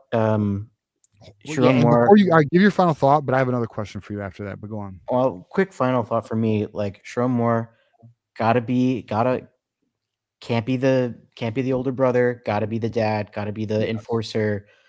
Hillman, lowest tackling grade on the team from PFF, always leads with his shoulder. If he doesn't fucking wrap up, you just bench it. Even if he's the most talented, played terrible today. You bench. I mean, you bench him for a game. You need to set. He needs to do the right thing, and if you don't set the right message, it's all fucked anyway. So I don't know, man. All right, let me ask you this, Wolverine casual: is Sharon Moore the solution for this team? Sharon Moore's not a good head coach. I mean, but Sharon Moore's not a good head coach. Yeah, not yet, at least. Not yet. That's right. Not yet. Is he the solution for this team? I mean, he moved on from Kirk Campbell. Like, that was a pretty easy move, but I like that. I think it's more about recognizing your flaws and then. Yeah, and he does. Yeah, and I think one of his flaws right now is, like Juju was saying, you just gotta hand Chip the reins. Chip is good. I like Chip Lindsey. I think he handles Bryce very well. I think doing spread and power doesn't really make sense. Just let everyone do their jobs. If you're having trouble with game management, get a better analytics guy. Get someone to tell you to call the timeout on the Mekhi Lemon fucking 25-yard reception. And I think, honestly, you got to reevaluate whether Wink Martindale's good or not, because I really don't think he is. Yeah, I'm thinking we have a problem there. I'm liking the Chris Partridge idea more and more. How sick would it be to come back here? I would love it. But he hates us, dude. He hates us. I don't know. He hates us? I think he does. I think he was really upset about the way he was fired. He better not hate us. I need him. How sick would it be to have Chris Partridge come back as our defensive coordinator, run that fucking Mike McDonald system? Because that's what he's doing right now in Seattle. It'd be cool. Wink for me is just, he strikes me as kind of like this old guy that doesn't really give a fuck and kind of tries getting shit for fun. I don't know. If there's a Buckeye watching, you're going to appreciate this. How fucking funny is it that we are now questioning our defensive coordinator and their defensive coordinator is now looking good? I mean, it's not that funny. What reality are we even in right now? What the fuck's going on, bro? You know what I think is funny is that, I mean, they look so solid right now. And I just think about that team, like fucking Jack Sawyer and JT, whatever, Tumalo, whatever. I like to think that they had all these like really solid, like Arvo Reese and all these guys, and they were just sitting behind these guys and they were too stupid to like play them over these like middling Buckeyes. And maybe that would have made a difference. How's Jim Knowles looking in fucking Happy Valley? Penn State is such a disaster. That is the saddest shit. Thank God we're not Penn State. MSU. By the way, I have a gut feeling. I have no sources on this. Penn State's about to fire James Franklin and get Kurt Signetti. I just have a gut feeling. Buyout is like $30 million. It's like financially impossible. James Franklin's $30 million. It's some crazy number. Good. 50, okay. Then our dream is still alive. Yeah. I think it might be 50, and they'd have to pay all the 50 if it's because they're losing. Because remember, sucking wind is not a for cause. So like Jimbo Fisher got fired for sucking wind, and he got paid $74 million to sit on his couch. Oh yeah. Right, so James Franklin would have to $50 million. 56. No, John. Yeah. 56. All right, I thought it was 30. That's sorry, it's $56 million. That's like the football budget. You can't fire that guy. That's hilarious. Fuck you. Whoops. They're stuck with him for another year. Whoops. That's God. Could you imagine being a Penn State fan? That's disgusting. Oh my God. After this game, I'm gonna go look at their board just for fun to feel better about myself. Yeah. If anyone wants to feel better, go to 247. Look at Penn State's board. Oh my God. 4 on 3s, whatever you choose, whatever your flavor is. And I just want to say, look, I'll get out of here, but low key, I'm like a light UCLA fan for the rest of the year. Yeah, I mean, I love what they're new Heisel on offensive coordinator. They're doing it. Yeah, they're doing it. I mean, I don't like Nico, but damn. Yeah, no, they're doing it, and they just whooped little brother. But yeah, I mean, I'm Team Indiana right now, so we'll see what's up. Yeah. All right. All right, Warwick Casual. Appreciate you, man. Have a good night, bro. Go Blue. Have a nice night. Go Blue. All right, I'm excited for this one. Dom has some plays for us and has some analysis. So let's go ahead and bring him on now. Hey, Dom. The Dom father. What's up, man? Oh, we got to unmute. Muted. Sorry about that. You're all right. Good. Let us know, Dom. Boy, there's so many different things, but I guess I'll start out with this. Isn't it really astonishing that all the hard work that Jim Harbaugh went through has been essentially tarnished and destroyed by a phony sign-stealing scheme that was implemented by Ryan Day and then reported to the NCAA by his brother's private investigation firm in Massachusetts, and here we are. And I sit here and I get a chuckle out of this love for Chip Lindsey, and he does design good plays. He really does design good plays, but he is Rich Rod 2.0 because it's very reminiscent when Rich Rod took over and he had Lloyd Carr's players. And instead of him designing an offense for the talent he had, he wanted to run his West Virginia spread, which allowed him to produce the worst season in the history of Michigan football. And that is Chip Lindsey 2.0. And the problem is Sharon wants to be friends with everybody, and he's the boss. Yeah. That's the problem. But I did track the plays so that the youngsters here who call me an old head and other insults because they're in their feelings and they don't have any facts to say, they want to resort to insults. Yeah, but let's hear it. The second quarter, the 9:13 mark, we had the ball on our own 14. It was an impressive drive that ended with a touchdown pass to McCulley. Okay. And it was run, and then, screen passes blocked. Number 18 had a block. There was one incomplete. But what I noticed was Bryce Underwood was snapping the ball with time on the clock. So I counted the seconds when he was snapping the ball. And would you know, in this last drive here, that started at 9:13, and then it concluded with SC getting the ball with 3:07 to go in the second quarter. Okay. Bryce Underwood, had he let the clock go down to 2 or 3 seconds, you youngsters out there, there's a thing called a play clock that's running with the game clock. And when that play clock goes down, so's the game clock. But us old guys, we don't know what we're talking about. But 94 seconds, Bryce Underwood allowed on the clock because he was snapping the ball with 16 seconds to go, 27 seconds to go, 11 seconds to go, 94 seconds. Now you take a minute and 56 seconds off the clock in the second quarter. Southern Cal has a minute, and they don't score that touchdown. And it's 7-7 at halftime. It's a different game in the second half. But, us old guys here, we don't know anything we're talking about when it comes to time management and such. Well, hold on, because I think you're right. But the only part I have issue with is the one that we're making responsible for it. Don't you think it's on the head coach? It is to be like, hey, let's slow this game down, Bryce, and let's and just wait till it's about 2-3 seconds before running the play. Who's talking to Bryce when he's on the field? Probably Chip Lindsey. Yeah, Chip Lindsey is the primary. And then the microphone cuts out 15 seconds. I'm pretty sure Chip Lindsey's in the box, right? And then the mic in the box. The mic cuts out when there's 15 seconds to go before snap. So Chip Lindsey, whatever he's saying before that 15-second cutoff, should be saying, Bryce, snap the ball, 3 seconds to go. That's the last thing you should be telling him before he's checking out. And then Bryce has time to get his semblance.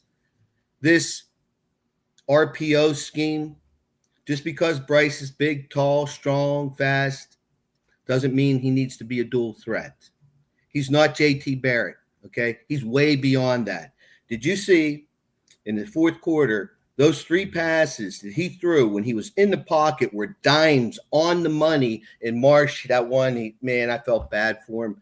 And then the one got away from him because Samaj was in the flat, and then he went to McCulley. And I think when he was throwing the ball, he was thinking McCulley, and then he saw Samaj, and he kind of took something off of it, and that resulted in the interception.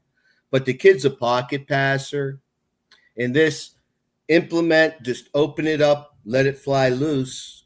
Gentlemen, the offensive line is incapable of shifting gears for that. So all I'm saying is we can't do anything right. We're not doing anything good. So why not pick a handful of plays and get really good at those plays and then line up in different formations, give them some eye candy. I agree with that. And stick with what we're good at, but kind of camouflage it before the snap. And, you know, it's Rich Rod 2.0. This, we're going to force it through, and I get it. It'll work. It will work, okay? It's just not working with our offensive line. That's all I'm saying. Mm-hmm. And if we're a little bit mindful with the clock management, timeouts, you guys mentioned more with game management. If we're a little better with that, you know, it makes a difference. You know, you come out at 7-7 as opposed to 14-7 at the end there. You know, it's so disappointing. I'll get out of the way. I know the timer went off. I appreciate you guys. All right, Dom. You waited, man. What's really disappointing is that this team has the talent there. I agree. And after the Ohio State game and then the bowl game against Alabama, I'm just at a loss for what it is. And okay, the defensive tackles were excellent, but that doesn't explain the other 9 defensive players on the field. And I'm really sick right now because the thought of Ohio State, who obviously, if you watch the game today, they took the officiating crew from Washington and brought them into Illinois. I have never seen 2 games where the officials, it's like, where are you guys getting this stuff from? And you got Joel Klatt like kind of cheering it on. It's disgusting, but they're building for this back-to-back national title. And Ryan Day's game plan, from what I've seen, gentlemen, is he wants to come into Ann Arbor and beat Michigan with Michigan football. And maybe that's what it'll take to get Sharon Moore really good and pissed off to do what he needs to do, because he's not doing it right now. And I like Sharon Moore. Yeah, I want to see him succeed.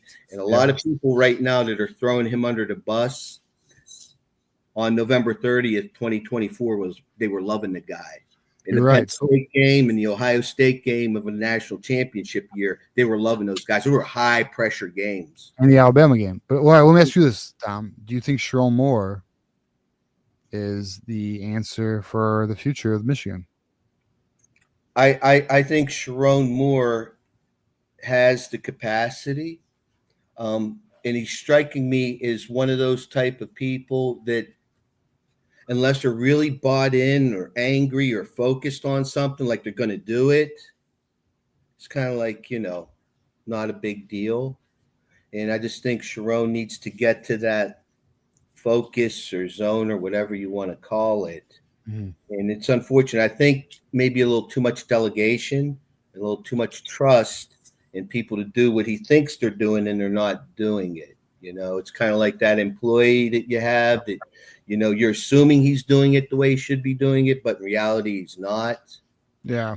You know, and it's unfortunate because I like Sharon Moore, and it's 146th year of Michigan football. And I want to see an African-American succeed as the head coach of Michigan. It's been way too long, and I don't want to see him get crumbled up into this, because the reality, and thank you for having me, It's the NIL guys, and it's the boosters and the people that are paying that, and that pressure. That's more pressure that Jim didn't have. You're right. It's going to get worse. You're right. And it's not going to get easier.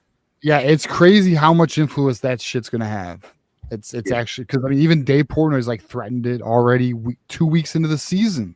Yeah, and it is, and I'm going to tell you, it's Sherrone Moore got a phone call after the Oklahoma game, and after his comments about not running Bryce, that happened. So, yeah, it's interesting. I agree with you. He's just. I'm going to say it, okay, and I apologize if I offend you.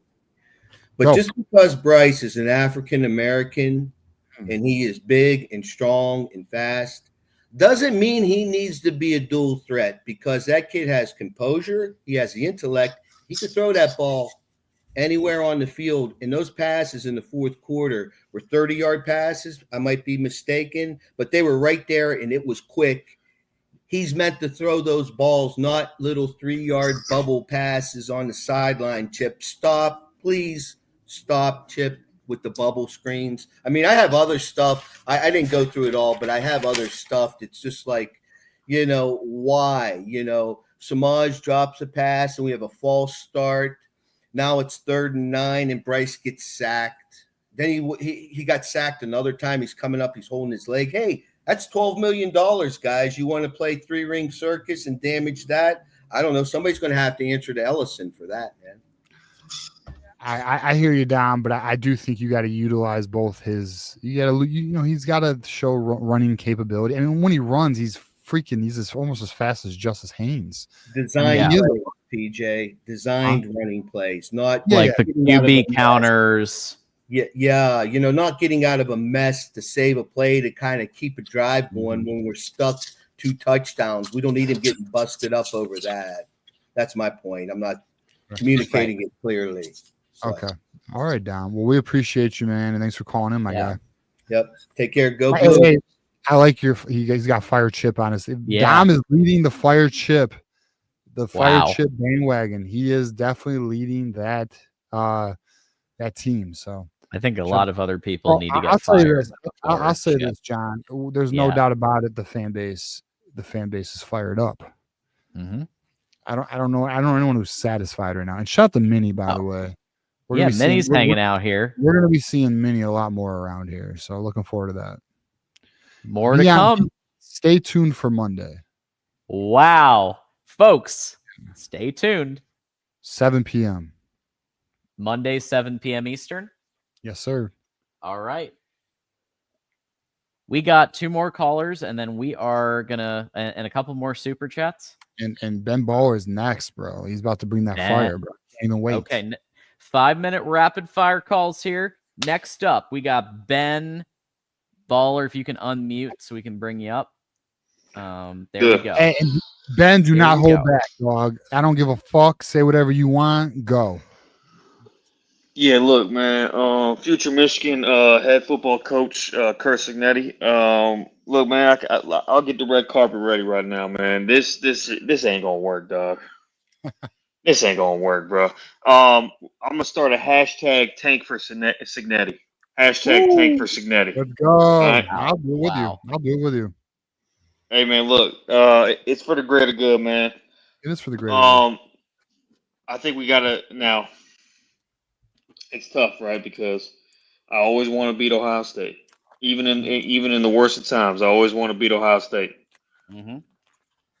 But I'm thinking long term here, right? Long term, we're just gonna be in mediocrity if he's the head coach.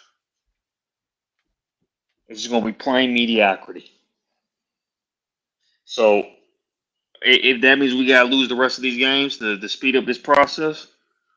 It is what it is, guys. So, there's a part of me that thinks if you continue to add the talent here, eventually Sherrone Moore will get it. But I don't know if we have the time for Sherrone Moore to learn how to coach. Because he don't know. Yeah, Michigan isn't the place for on-the-job training. I hate to say it. And I'm going to be honest. Can I be honest, boys? Jim Harbaugh did this to us. He took Yeah, all the and by talent. He took all the talent out of Ann Arbor, and he put Sharon Moore in position. that was messed up. But, by the way, John, Jim did get us natty, so I love you, Jim. yeah, by the way, John, the 2-point conversion was one of the dumbest things I've ever seen in my life, bro. It made 0 sense. I mean, It well, made here's the 0 thing. sense. No, I mean, listen, I understand the reason, but it was dumb. Yeah. All I was doing was explaining the reasoning why you would do it. If we got it, The reasoning was, let's make it harder on ourselves. No. The reason is if they score again, because obviously Shermore didn't trust our defense. I spilled some brewski right now. It would make it a 2-score game even if they scored again. It's a 2-score game regardless. The difference would be you instead of doing a touchdown and a field goal, now you need 2 touchdowns. So if we would have got the extra point, it would have been a 9-point game, right? Right. So if they score another touchdown, it'd be yeah. what, a 16-point game, thus making it a 2-possession game with 2-point conversions. That was their logic. I don't like it either, though. I really don't. Also, if they don't score again, then it's you need Wait. a touchdown and a field goal to win. Wait. It would have been it would have been 24-14, right? 24-14. It was a 9. It was a game. 9. It was a 9. So if they got the extra point, or if they got the 2-point conversion, it would have been a 9-point game. Mm-hmm. If USC was going to get the ball back, if they scored and got 7, it would have been a 16-point game, thus making it a 2-possession game of 2-point conversions. Yeah, but listen, I don't like it. Yeah, but you can't call a game like that, bro. You can't call a game. I agree. Okay, that's fucking, to be honest, that's fucking kind of crazy. No one does call games like that. I agree with you. I don't like it. But here's make it a 10-point game. We have to remember the amount of criticism everybody was many were lobbing at Sharon for coaching weak and for coaching scared and for punting when he should have gone for it and all this stuff. Well, he was trying to implement that feedback by going for 2 in this situation because that is a call that's more aggressive than if he had just gone for the PAT. Yeah, here's the problem. I would have preferred the PAT. Let me be very clear. I was kind of like, why aren't they going for the PAT? But I get it. Yeah, I don't get. Look, man, if that's his mindset, he doesn't know when and when not to do it. Then, right? He's just throwing shit at the wall and seeing if it sticks at this point, bro. And I mean, the guy just doesn't know what he's doing, man. Like he called that timeout on a clear catch, to see if they could review it, bro. You know you need those, right? If there was any chance of coming back in that game, you probably gonna need that extra timeout. You probably gonna need that. You're just wasting a timeout for no damn reason. And look, man, this team is just the main thing about this team is fundamentally it's awful. Yeah, I agree. Tackling's awful. Angles are not where they've been. I just realized what your avatar is. It's fucking hilarious. Sharon and Brady Hoke. Brady Hoke. Yeah. I just realized this. I was young watching Brady Hoke teams, but this is feeling a lot like Brady Hoke right now. Ben, it's feeling strangely like Brady Hoke right now. Let me ask you this honestly, brother. On a scale of 1 to 10, John, I need to do this Thursday. On a scale of 1 to 10, what level of confidence do you have in Shermore? That's Thursday. We're going to be doing scale 1 to 10. What's your confidence? Yeah, -10. Shit. Yeah, -10. Look, man, we had more juice with Biff Poggi on the sideline. Wait, what? We had more juice. I'm talking about energy. Bro, with Biff Poggi on the sideline. Bro, I know. Bro, listen. And I know there's the Sharon defenders out there. I'm going to tell you, and you already know. We performed better without Sharon Moore than with Sharon Moore. I'm sorry. I can't lie about it. I want to be wrong. I want Sharon to fucking ball out. I want to fucking rub noses on every single rival and every single Big Ten team in the Big Ten. But I can't lie. Bro, you know how annoying it is watching teams with so much less talent perform better? You mean like Indiana? Iowa. Bro, like what's funny is like on Twitter, like somebody was like, oh, we have a talent. No, we don't. We do not have a talent problem. We have a coaching fucking problem. This team is poorly coached and like badly. our talent's what makes it even fucking a game in most of these games. Yeah, and look, man, there was that one. Well, I was gonna say another thing that sucks, Ben. Like another thing that, like, I'm gonna be real with you. So, like, just to let y'all know, like, I'm conflicted in a sense because, bro, I got players that follow me. I got players' parents that follow me. Savion Hyder fucking follows me. Like, and so I'm like, fuck, I don't want to like cook my coach right now.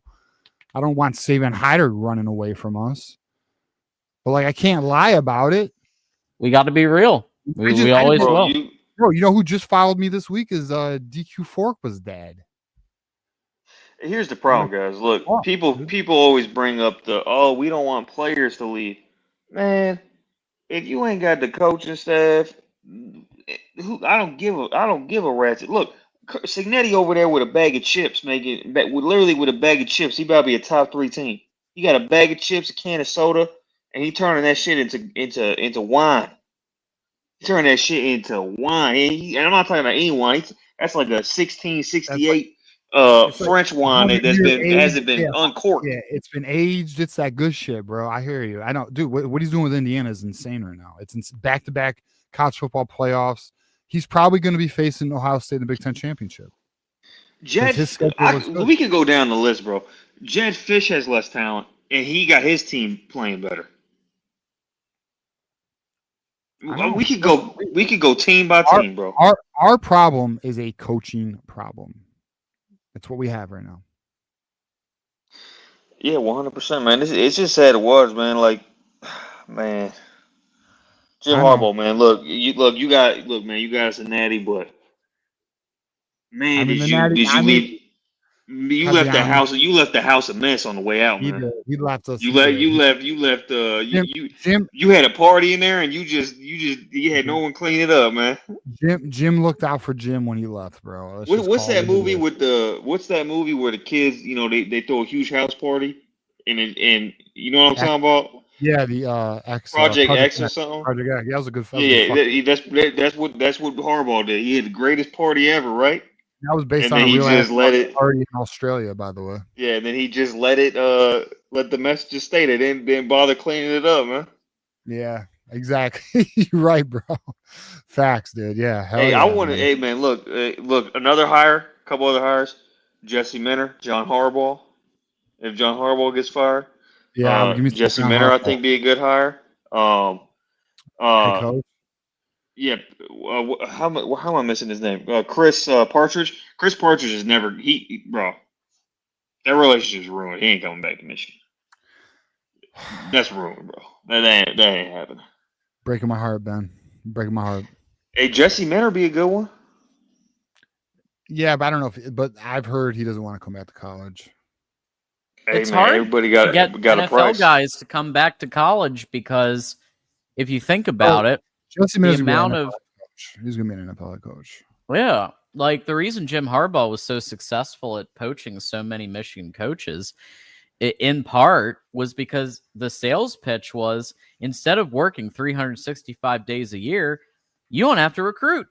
You could just go be with your family for months and go. Season, it's less. It's actually NFL coaching is actually less than college. Yeah, your off season's far better. Hey, we got Washington next week, right? We do, right. Bro. We do. Hey, guys, I'm gonna be honest with you, bro. I'm gonna be honest with you. Mm-hmm. Don't ever lie to me, I think Washington might whoop our ass. We'll see. I'm not there yet. I'm not. I gotta. I don't know. I haven't processed it yet. Well, I'm on tank for Signetti, so that's my mindset. I'm on some tank. I'm all for some tank for Signetti. I'm all for it. Here's the problem, guys. If we go 9-3 or 8 whatever, he's gonna be here because Ward, Jabba the Hutt Manual, is not.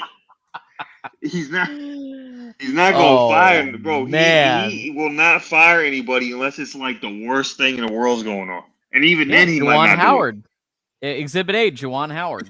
Dude, Juwan Howard had to literally fucking assault his strength and conditioning coach and have fan pressure to get rid of him.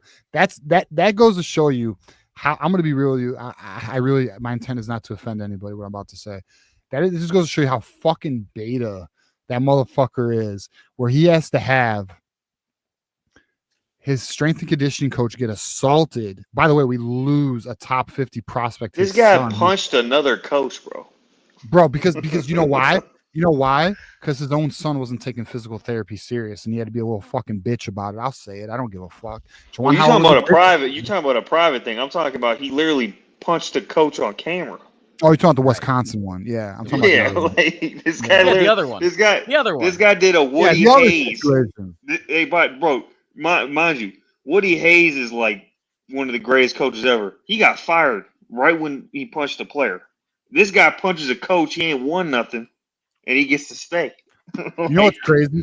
You know what's crazy? The very first year Juwan Howard was the head coach of Michigan, bro, I was all fucking in, bro. He won the Atlantis tournament. He took this team like deep into the March Madness. It looked elite, but it was really John Beeline's players. You know, it was the COVID year. Sounds Isaiah like Livers, Sharon Moore, 2024. Yeah. Same thing with Sharon Moore. That was Jim Harbaugh's players and team. I'm telling you right now, bro. We keep this guy around, it's going to get worse and worse. Just like with Brady Hoke. Oh, we won 10 games. Great. We won 10 games. Or I think it was even more than that. 11 games, right? Brady Hoke, we won 11. Yep, we won 11, and then we won. And I went to the game. We went to the Sugar Bowl. We beat Virginia. I was there in New Orleans, bro. I'll tell you right now. Everybody hyped up, right? Oh, by the way, I remember my dad was like, "Oh, I think we got one. I thought every year got worse. I'm gonna be real with y'all. Hey, listen, one of the best vacations you could ever do in your entire fucking life, I swear to God on this, is go to a bowl game in a city like New Orleans or even if it's like in Florida. That is the best weekend ever.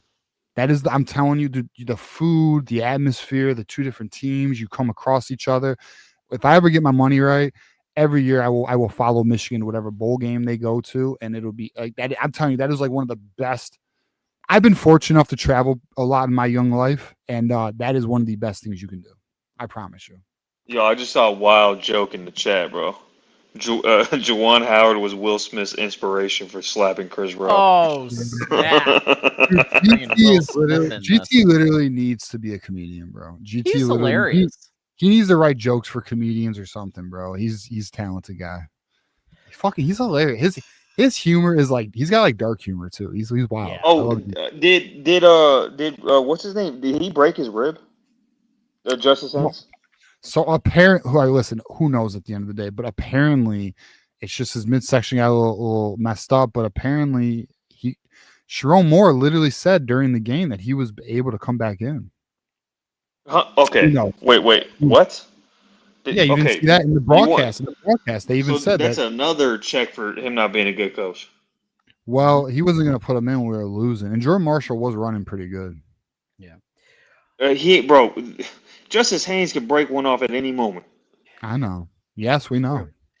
Got a final thought for us, Ben? Here's my final thought, man. Here's my final thought. Sharon Moore, please retire. Please retire tonight. Please retire tonight, bro. You're already blocking everybody. You clearly got a soft skin or thin skin, and you can't handle any criticism. You're in way over your head. Kurt Signetti, please, if you're listening, I don't know. Maybe I'll just DM you. I don't know what I got to do, bro. Look, Indiana. Let me just give my pitch real quick. This be my last. This be my pitch to Kurt Signetti. You might be able to make the playoffs. You might even get deep in the playoffs. But if you want to build a dynasty, the likes of what Nick Saban did, because that was your mentor, come to Michigan, my guy.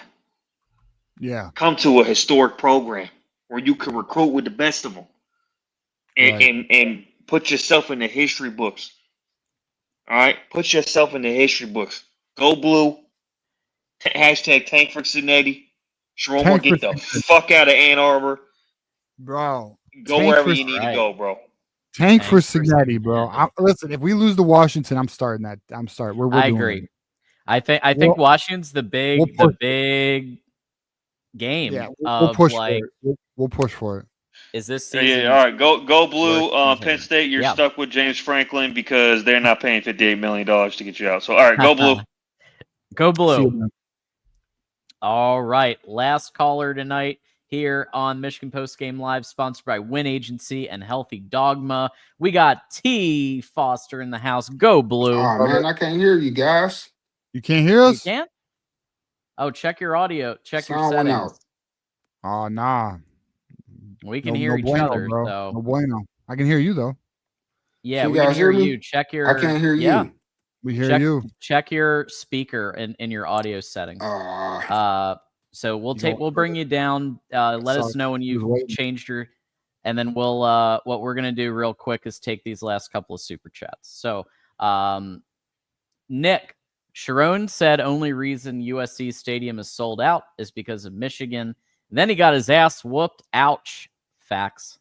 Michigander says OSU might only score 7 and win the game 7-0. I think that was where we ended. What if Kurt Campbell wasn't the problem?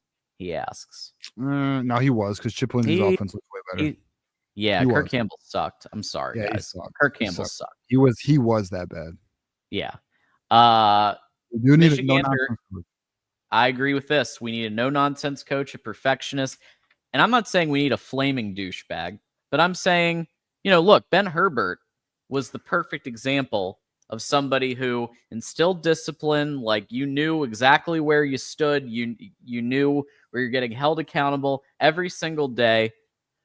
But at the same time, then you have, goofy ass Jim Harbaugh out there. And so it was a nice mix of, like, you had your accountability person.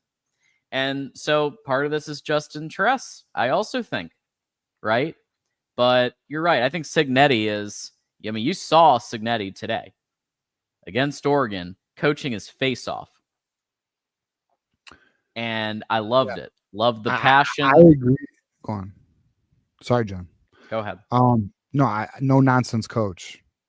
I believe in that. That's like one of the things I've said this before on the show. Why do I like the Kurt Cignettis of the world? Why do I like the Brett Bielema's of the world? Because those are coaches I would play for. I want coaches who have I'm going to be real, very honest right here. I've always, even like when I played sports my life, football and hockey, I've always loved coaches who had a fuck you mentality, and it's us versus you, and I don't give a fuck. And like, I've always responded best to the coaches that were on my ass. Always. Because they pushed me to be better. I've always appreciated that type of coach. So like, I had a teacher in high school. He was like that. Loved my favorite teacher I ever had. GT said, rewatch the 4th down play where Hillman missed the tackle. He actually tackled Barham instead. Oh my God. I have to see that. Hillman was bad today. Yeah. There's no doubt. He was missing tackles all over the place. Just did not look, just failing to wrap up. It looked like Alex Grinch. That's what it looked like. I have an announcement to make. Okay. I may not be going to the Ohio State game now. Oh. I don't know if it's worth going, man. I'm not loving the vibes. Are you gonna go like Steve Dace and go watch Spider-Man? Fuck that. I'm watching the game, dog. I'm here for the pain, John. Hey, our boy Travis Foster wants to get back in. We'll get you back in, bro. All right. Well, let's just read these super chats. Yeah. So we just have this one more from Takane with the $2.79 Canadian dollars. Number 9 Michigan won at number 7 Providence, back to back on the ice. Very good. I didn't even know hockey started back up. I gotta look. Kevin goes, don't be like that, bro. I'll be real. I'll be very real about this. All right. So just so you know, we just put the link in. Only Travis can call because that's our last caller for the night. But I'm gonna be very honest with you guys. I am not spending my fucking money I grind for if we are not going to literally play good football. I can't do that. I'm not doing that. Well, because I'm gonna tell you right now, and this doesn't even have to do with Michigan. I am the firmest of believers. You vote with your dollars. And if I'm not happy with the product, I'm not even spending a fucking dollar, bro. Can't do it. Last one, Wolverine Not So Casual says, but for real, someone on the beat asks Sharon what he's doing blocking people on social media. Did they? I don't think. Oh, I my don't. God. No. I think he's saying someone should, and I'm Oh. like, that beat. They want to stay friends with Sharon. Yeah, I'm gonna be real with you. Like, one thing that our show has that some of these other podcasts can't is they have to protect their media access. We don't, because we don't have media access, and I don't really care for media access. So I'd rather just be honest with you guys and talk honestly with you guys and talk real ball with y'all. So we welcome when players, families, coaches, former players. Just had Grant Perry. We had Andrew Marsh on the show. So when he balled out today, I was very happy. Of course, but I never want to be muzzled because I'm afraid of losing access. Fuck that, dude. No, fuck that. We're gonna tell it how it is. Yeah, no. And that we were hard on Sharon tonight, and I think it was deserved. We're critical. We're critical because we care. Because that's the thing. It's not because I want Sharon to ball out, but I love my team more. Rocky says Steve Day sort of blames this L on Bryce. L take. Bryce had some moments, but I don't think it's the game was on Bryce. No. It was on the line play. It was on Sharon's coaching. It was on people being out of position in defense. Yeah. All right. Let's try one more time with T. Let's see. Can you hear us now, T? Can you hear us, brother? Yes, sir. How y'all doing, brothers? Excellent. Hey, we're doing all right, brother. How you doing? We're hanging in. How are you? Wonderful, man. Wonderful. Hey, I listen all the time, but this is my first time calling in, so thank you. I'm subbed and everything, so we good. Thank you. A few quick things, man. All right. So here's my deal. Yep. Accountability of words, man. And I'm honest. I don't like the way Dom operates on this show. He's a negative Nelly, in my opinion. I'm just keeping it 100. Hey, you're all right. What's your opinion? We have to be accountable for the words that we spew. Like, this man is saying that, Sharon wants to be friends more than he wants to be the leader and the head coach. Bro, if you saying that, you need evidence. Like, you can't just say that like it's a fact, because we don't know that. If you guys have plugs, TJ, you the man, you got plugs. If that's what you're hearing, then somebody has to say like this is a fact, because saying that is diabolical without evidence. Would you agree? Well, I think here's what people are pointing at. T, let me know. And by the way, no issue you challenging any position here. Yeah. I think I think people don't see it on the sideline. They don't see Sharon Moore getting on nobody's case. You know what I mean? Like, these kind of just. So they're assuming. Sure, I think there's some assumption of being had. I don't think that's because you know why, T. To be real with you, we don't see practice. You know what I mean? Like, he might be getting people's ass. I don't disagree with you. It very well could be true. There is an individual I talk to that does go to practice once a month. I'll see if I can get more info on that for you. Yeah, because like, if somebody's saying that, like, okay, bro, that's cool if you saying that, but you have to back that up, because that's an insane allegation. I mean, if we being honest, right? And then that's just the same thing like saying a team isn't prepared. What does prepared mean? Like, how do you know they weren't prepared? Like, were you at practice? Did you see them like not practicing against screens, right? Like USC ran tonight. We can't say that stuff because we don't know. All right, so I am more in alignment with you on the friends versus being a leader type thing. I think that's fair because we were not at practice. We don't. But in terms of preparing, you can see by the results of the field. Did the team look prepared tonight? I don't think they did. I don't think. But what does that mean? What does that mean, TJ, in real life? I'll give you an example of what I think. T, you let me know what you think. So for example, defensively, the screen game. Our guys they were not able to recognize it. They didn't seem to be able to identify that play was occurring. We were getting burned all night on that wide receiver screen game. It was disgusting. You know what I think actually occurred, though? This is my thought, and I don't know this. But this is my thought. I feel USC had our signals. And I'm not saying they did some counter stallion set. I heard that somewhere else earlier tonight.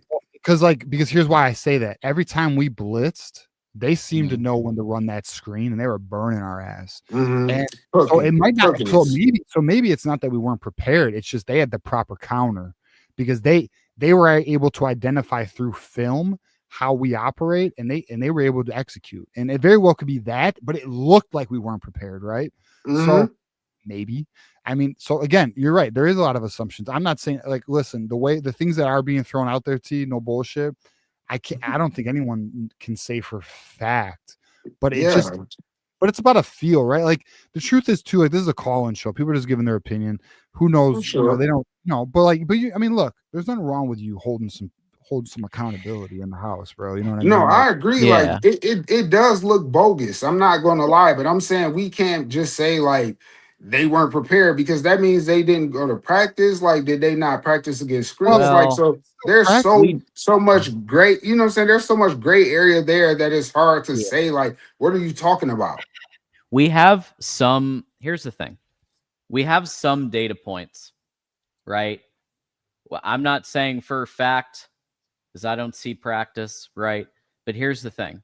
We know that it came out from multiple sources that they did not continue, like Harbaugh did, continue to run the same 14 plays until they got it right. What they did, at least as of 2024, they run a play, they correct it real quick, they move on to another play. They don't run the same play over and over till it's perfect, like they did in the Harbaugh and that's era. terrible. If that's true, I heard that earlier. If that's true, that's terrible. It was confirmed last year. It is true. Here's how I know it's true. Because I got it on my end, and then that's what I was hearing. Me and John were talking about it, and then it started becoming like one of the biggest things for me is like if I'm hearing something, and then fucking you start hearing it from other sources, then I'm gonna be real with you. That tells me I'm like, oh, we're on money, because now it's more than one area, and I don't know who they're hearing shit from. So so like it is 100% confirmed that did occur last year. That's 100%. I can validify that. But now I don't know. Now I'll tell you this right now, T. I don't know. Like I haven't heard that this year. I don't know what the approach is this year. But I mean, look, here's the other thing about preparedness too. Like the boys, are they tackling well? They're not tackling well. So they're not being. So there's something going on. I mean, let me ask you this, T. What's your thoughts on today's game? Bro, so here, let me, because this will just get me into my soliloquy that I was about to get into. So memory lane, real quick. Yeah. We all remember what happened with the Rich Rod transition for people that are old enough like me. You know what I'm saying? I'm 40 years old, bro. Like, I remember too. I was around for, like, I got season tickets the first year that Rich Rod became head coach, because I was about that. He was the hottest guy in the country at that point in time. There was no hotter coach. Right. Signetti couldn't even hold a candle to how fire Rich Rod was at that time. Right. Like, bro was on fire. So we get the hottest guy. It doesn't work out because the Michigan, fan base just did not accept him. I got a few homies that and I'm not dropping sirens or nothing, that played on that team, and they were like, bro, like Rich Rod was just on some other shit. He was just too aggressive. He was like really a hard ass, you know what I'm saying, when it came to coaching. But we got the guy, but then the coaching, I mean, the culture wasn't a good fit. And I don't think Signetti is fucking Rich Rod, bro. Pardon my French. He's Rich Rod, bro. Like, so for the people that's saying, like, get Signetti, bro, y'all need to go back down memory lane and see what happened when we had a guy that was not, a stand-up kind of, Michigan man, right? Bro, he got smoked. He had no chance from the beginning. So I'm gonna say that to say this. Now here we are. We all had expectations for this season, which was what? Shit, it's gonna be what it be. We wasn't expecting to win a natty this year. No. Right? We weren't expecting, to win 12 games. Or even the Big Ten. No Big Ten championship, right? So that's why I don't understand. Like, this is a process. I think that personally, Bryce is Vince Young in the making, bro. This is just my thought process. You get him a couple receivers, and every time that offense steps on the field, it is going to be scary because people will feel like we're going to score every single time. Just like when Cam was out there, just like when Vince was out there. That's the sense I get about Bryce. Is he them? No, probably not. But that's the energy that I get. So I don't understand why people are so mad. Like, bro, we had no expectations for this team. Well, I would say people want Michigan to contend for the playoffs.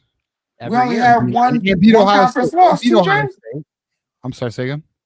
We only have one conference loss. Like we're in the hunt. So now we have to win out. We cannot lose a game the rest of the way, which is right.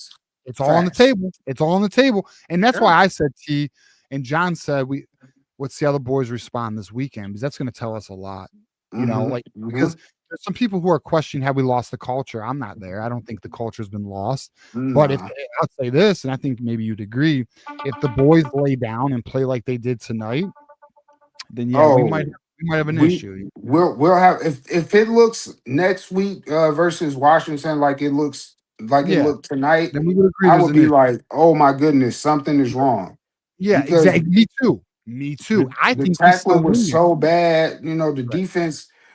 I don't know what Wink was doing. Like I'm watching the line, and I'm just, I watch the line when I watch games. I don't even care about the other stuff. Yeah, bro. I didn't know what was going on. Like I didn't know what they were doing or what they were trying to do. So if it looks like this next week, I'll be worried. I'll be worried. Yeah. I agree. And but I still think, even though after today's performances, I think we win next week. I agree. So that's where I'm at with that. But if it looks like today, I'm gonna cry. Final question here before we get out of here. Yes, sir. On a scale of 1 to 10, where are you at on Sherrone Moore? 10 being bought in, 0 being not. Where are you at on Sherrone Moore right now? 8. Okay, so T is still in. Let's go. All right, I'm 8. Fine with that, bro. Because he's slayed the Dragons, bro. Nobody else has slayed the Dragons like Sherrone Moore has. You're talking about Ohio State. You're talking about Penn State, Alabama. 3 straight wins. Alabama. I mean, Alabama. I mean, you can put them all in there, bro. He has slayed the Giants. So until somebody else, Cignetti hasn't slayed the Giants, bro. Oh, he got 1 tonight. He got Oregon at number 3. He got 1. That's a good win. But Sherrone, that's a good win. Sherrone got heads on the on the spikes, bro. On the spike, I got you. Yeah, no, listen, Sherrone. That's the thing about Sherrone. He's got big wins. No one can deny that. Yeah, even Buckeyes can't deny that. He's got 2 on. Hey, and also let's be real. Going 11 wins last year at Indiana. I don't care who the wins are. Yeah, no, Indiana goes 3-9, 4-8. They don't go 11-1. Look, man, Cignetti is awesome, but y'all know in your heart that if he came to Michigan and with that type of shit that he's on, it might be a problem. Like we know that. I don't know. I think he'd do well. Honestly, my true concern with Cignetti is his age. He's How old is he? 65. Really? Yeah. Oh, I thought he was younger than that. That's my concern with Cignetti. Other than that, I got 0 concern with Cignetti. But his age he's up there. So you never know. But all right, T. I appreciate the time, man. Thanks for having me on, guys. T. Hey, don't ever, hey, I appreciate you challenging, bro. Like I appreciate the counter perspective here. So yeah, for sure, man. I'm just a positive guy. So I like to look at the positive, sides of things. But I appreciate y'all letting me get on here, man. Thank you so much. Absolutely. Hopefully we'll hear from you next week. All right, T. Yes, sir. Go blue, brother. Go blue. Good for T, man. I'm glad he came back on. All right. I'm glad too. Yeah. I like it, dude. I'll be honest, bro. Like I'll be real. Like sometimes I'll be on Twitter and people are like, "Oh, you're so against Sherrone," or it's like, well, then call in, bro, and debate. Yeah, let's talk about it. Listen, bro. Like, you know what I mean? Listen, I wanted Sherrone to work out. Yeah, so much. I loved what I saw when he was interim. Look, I'm not gonna lie, I got myself back on the train after that Ohio State win, as did many of us. And then the Alabama win, win with backups, beating Alabama's 1s with R2s. That was legit. Freshman running back leading the way. Yeah, and so he's had good moments, great moments. But now it's about we expected it to look better this year, and it just hasn't. And that's what I like, with the exception of Chip Lindsey's offense, and Bryce Underwood. And I think here's the thing, there is the foundation here. My issue is this: why does it take Michigan? Why does Michigan need rebuild years and Ohio State doesn't? Exactly. Why? Exactly. The standard needs to be higher. I know that. Needs to be I'm gonna higher. be real. One of the missions, John, in my opinion, is the fan base holds the program to a higher standard. And that's what we're gonna do, because I'm not gonna fucking accept this. This isn't acceptable to me. It's not.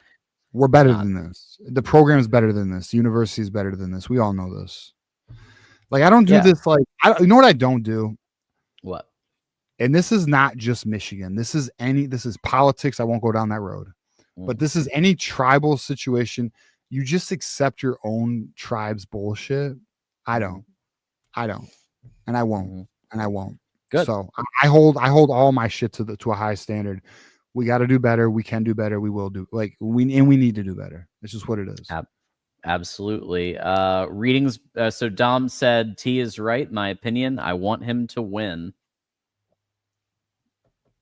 And Kane says Signetti is doing his thing with less talent than us. Right. See, this is what I'm saying. He is.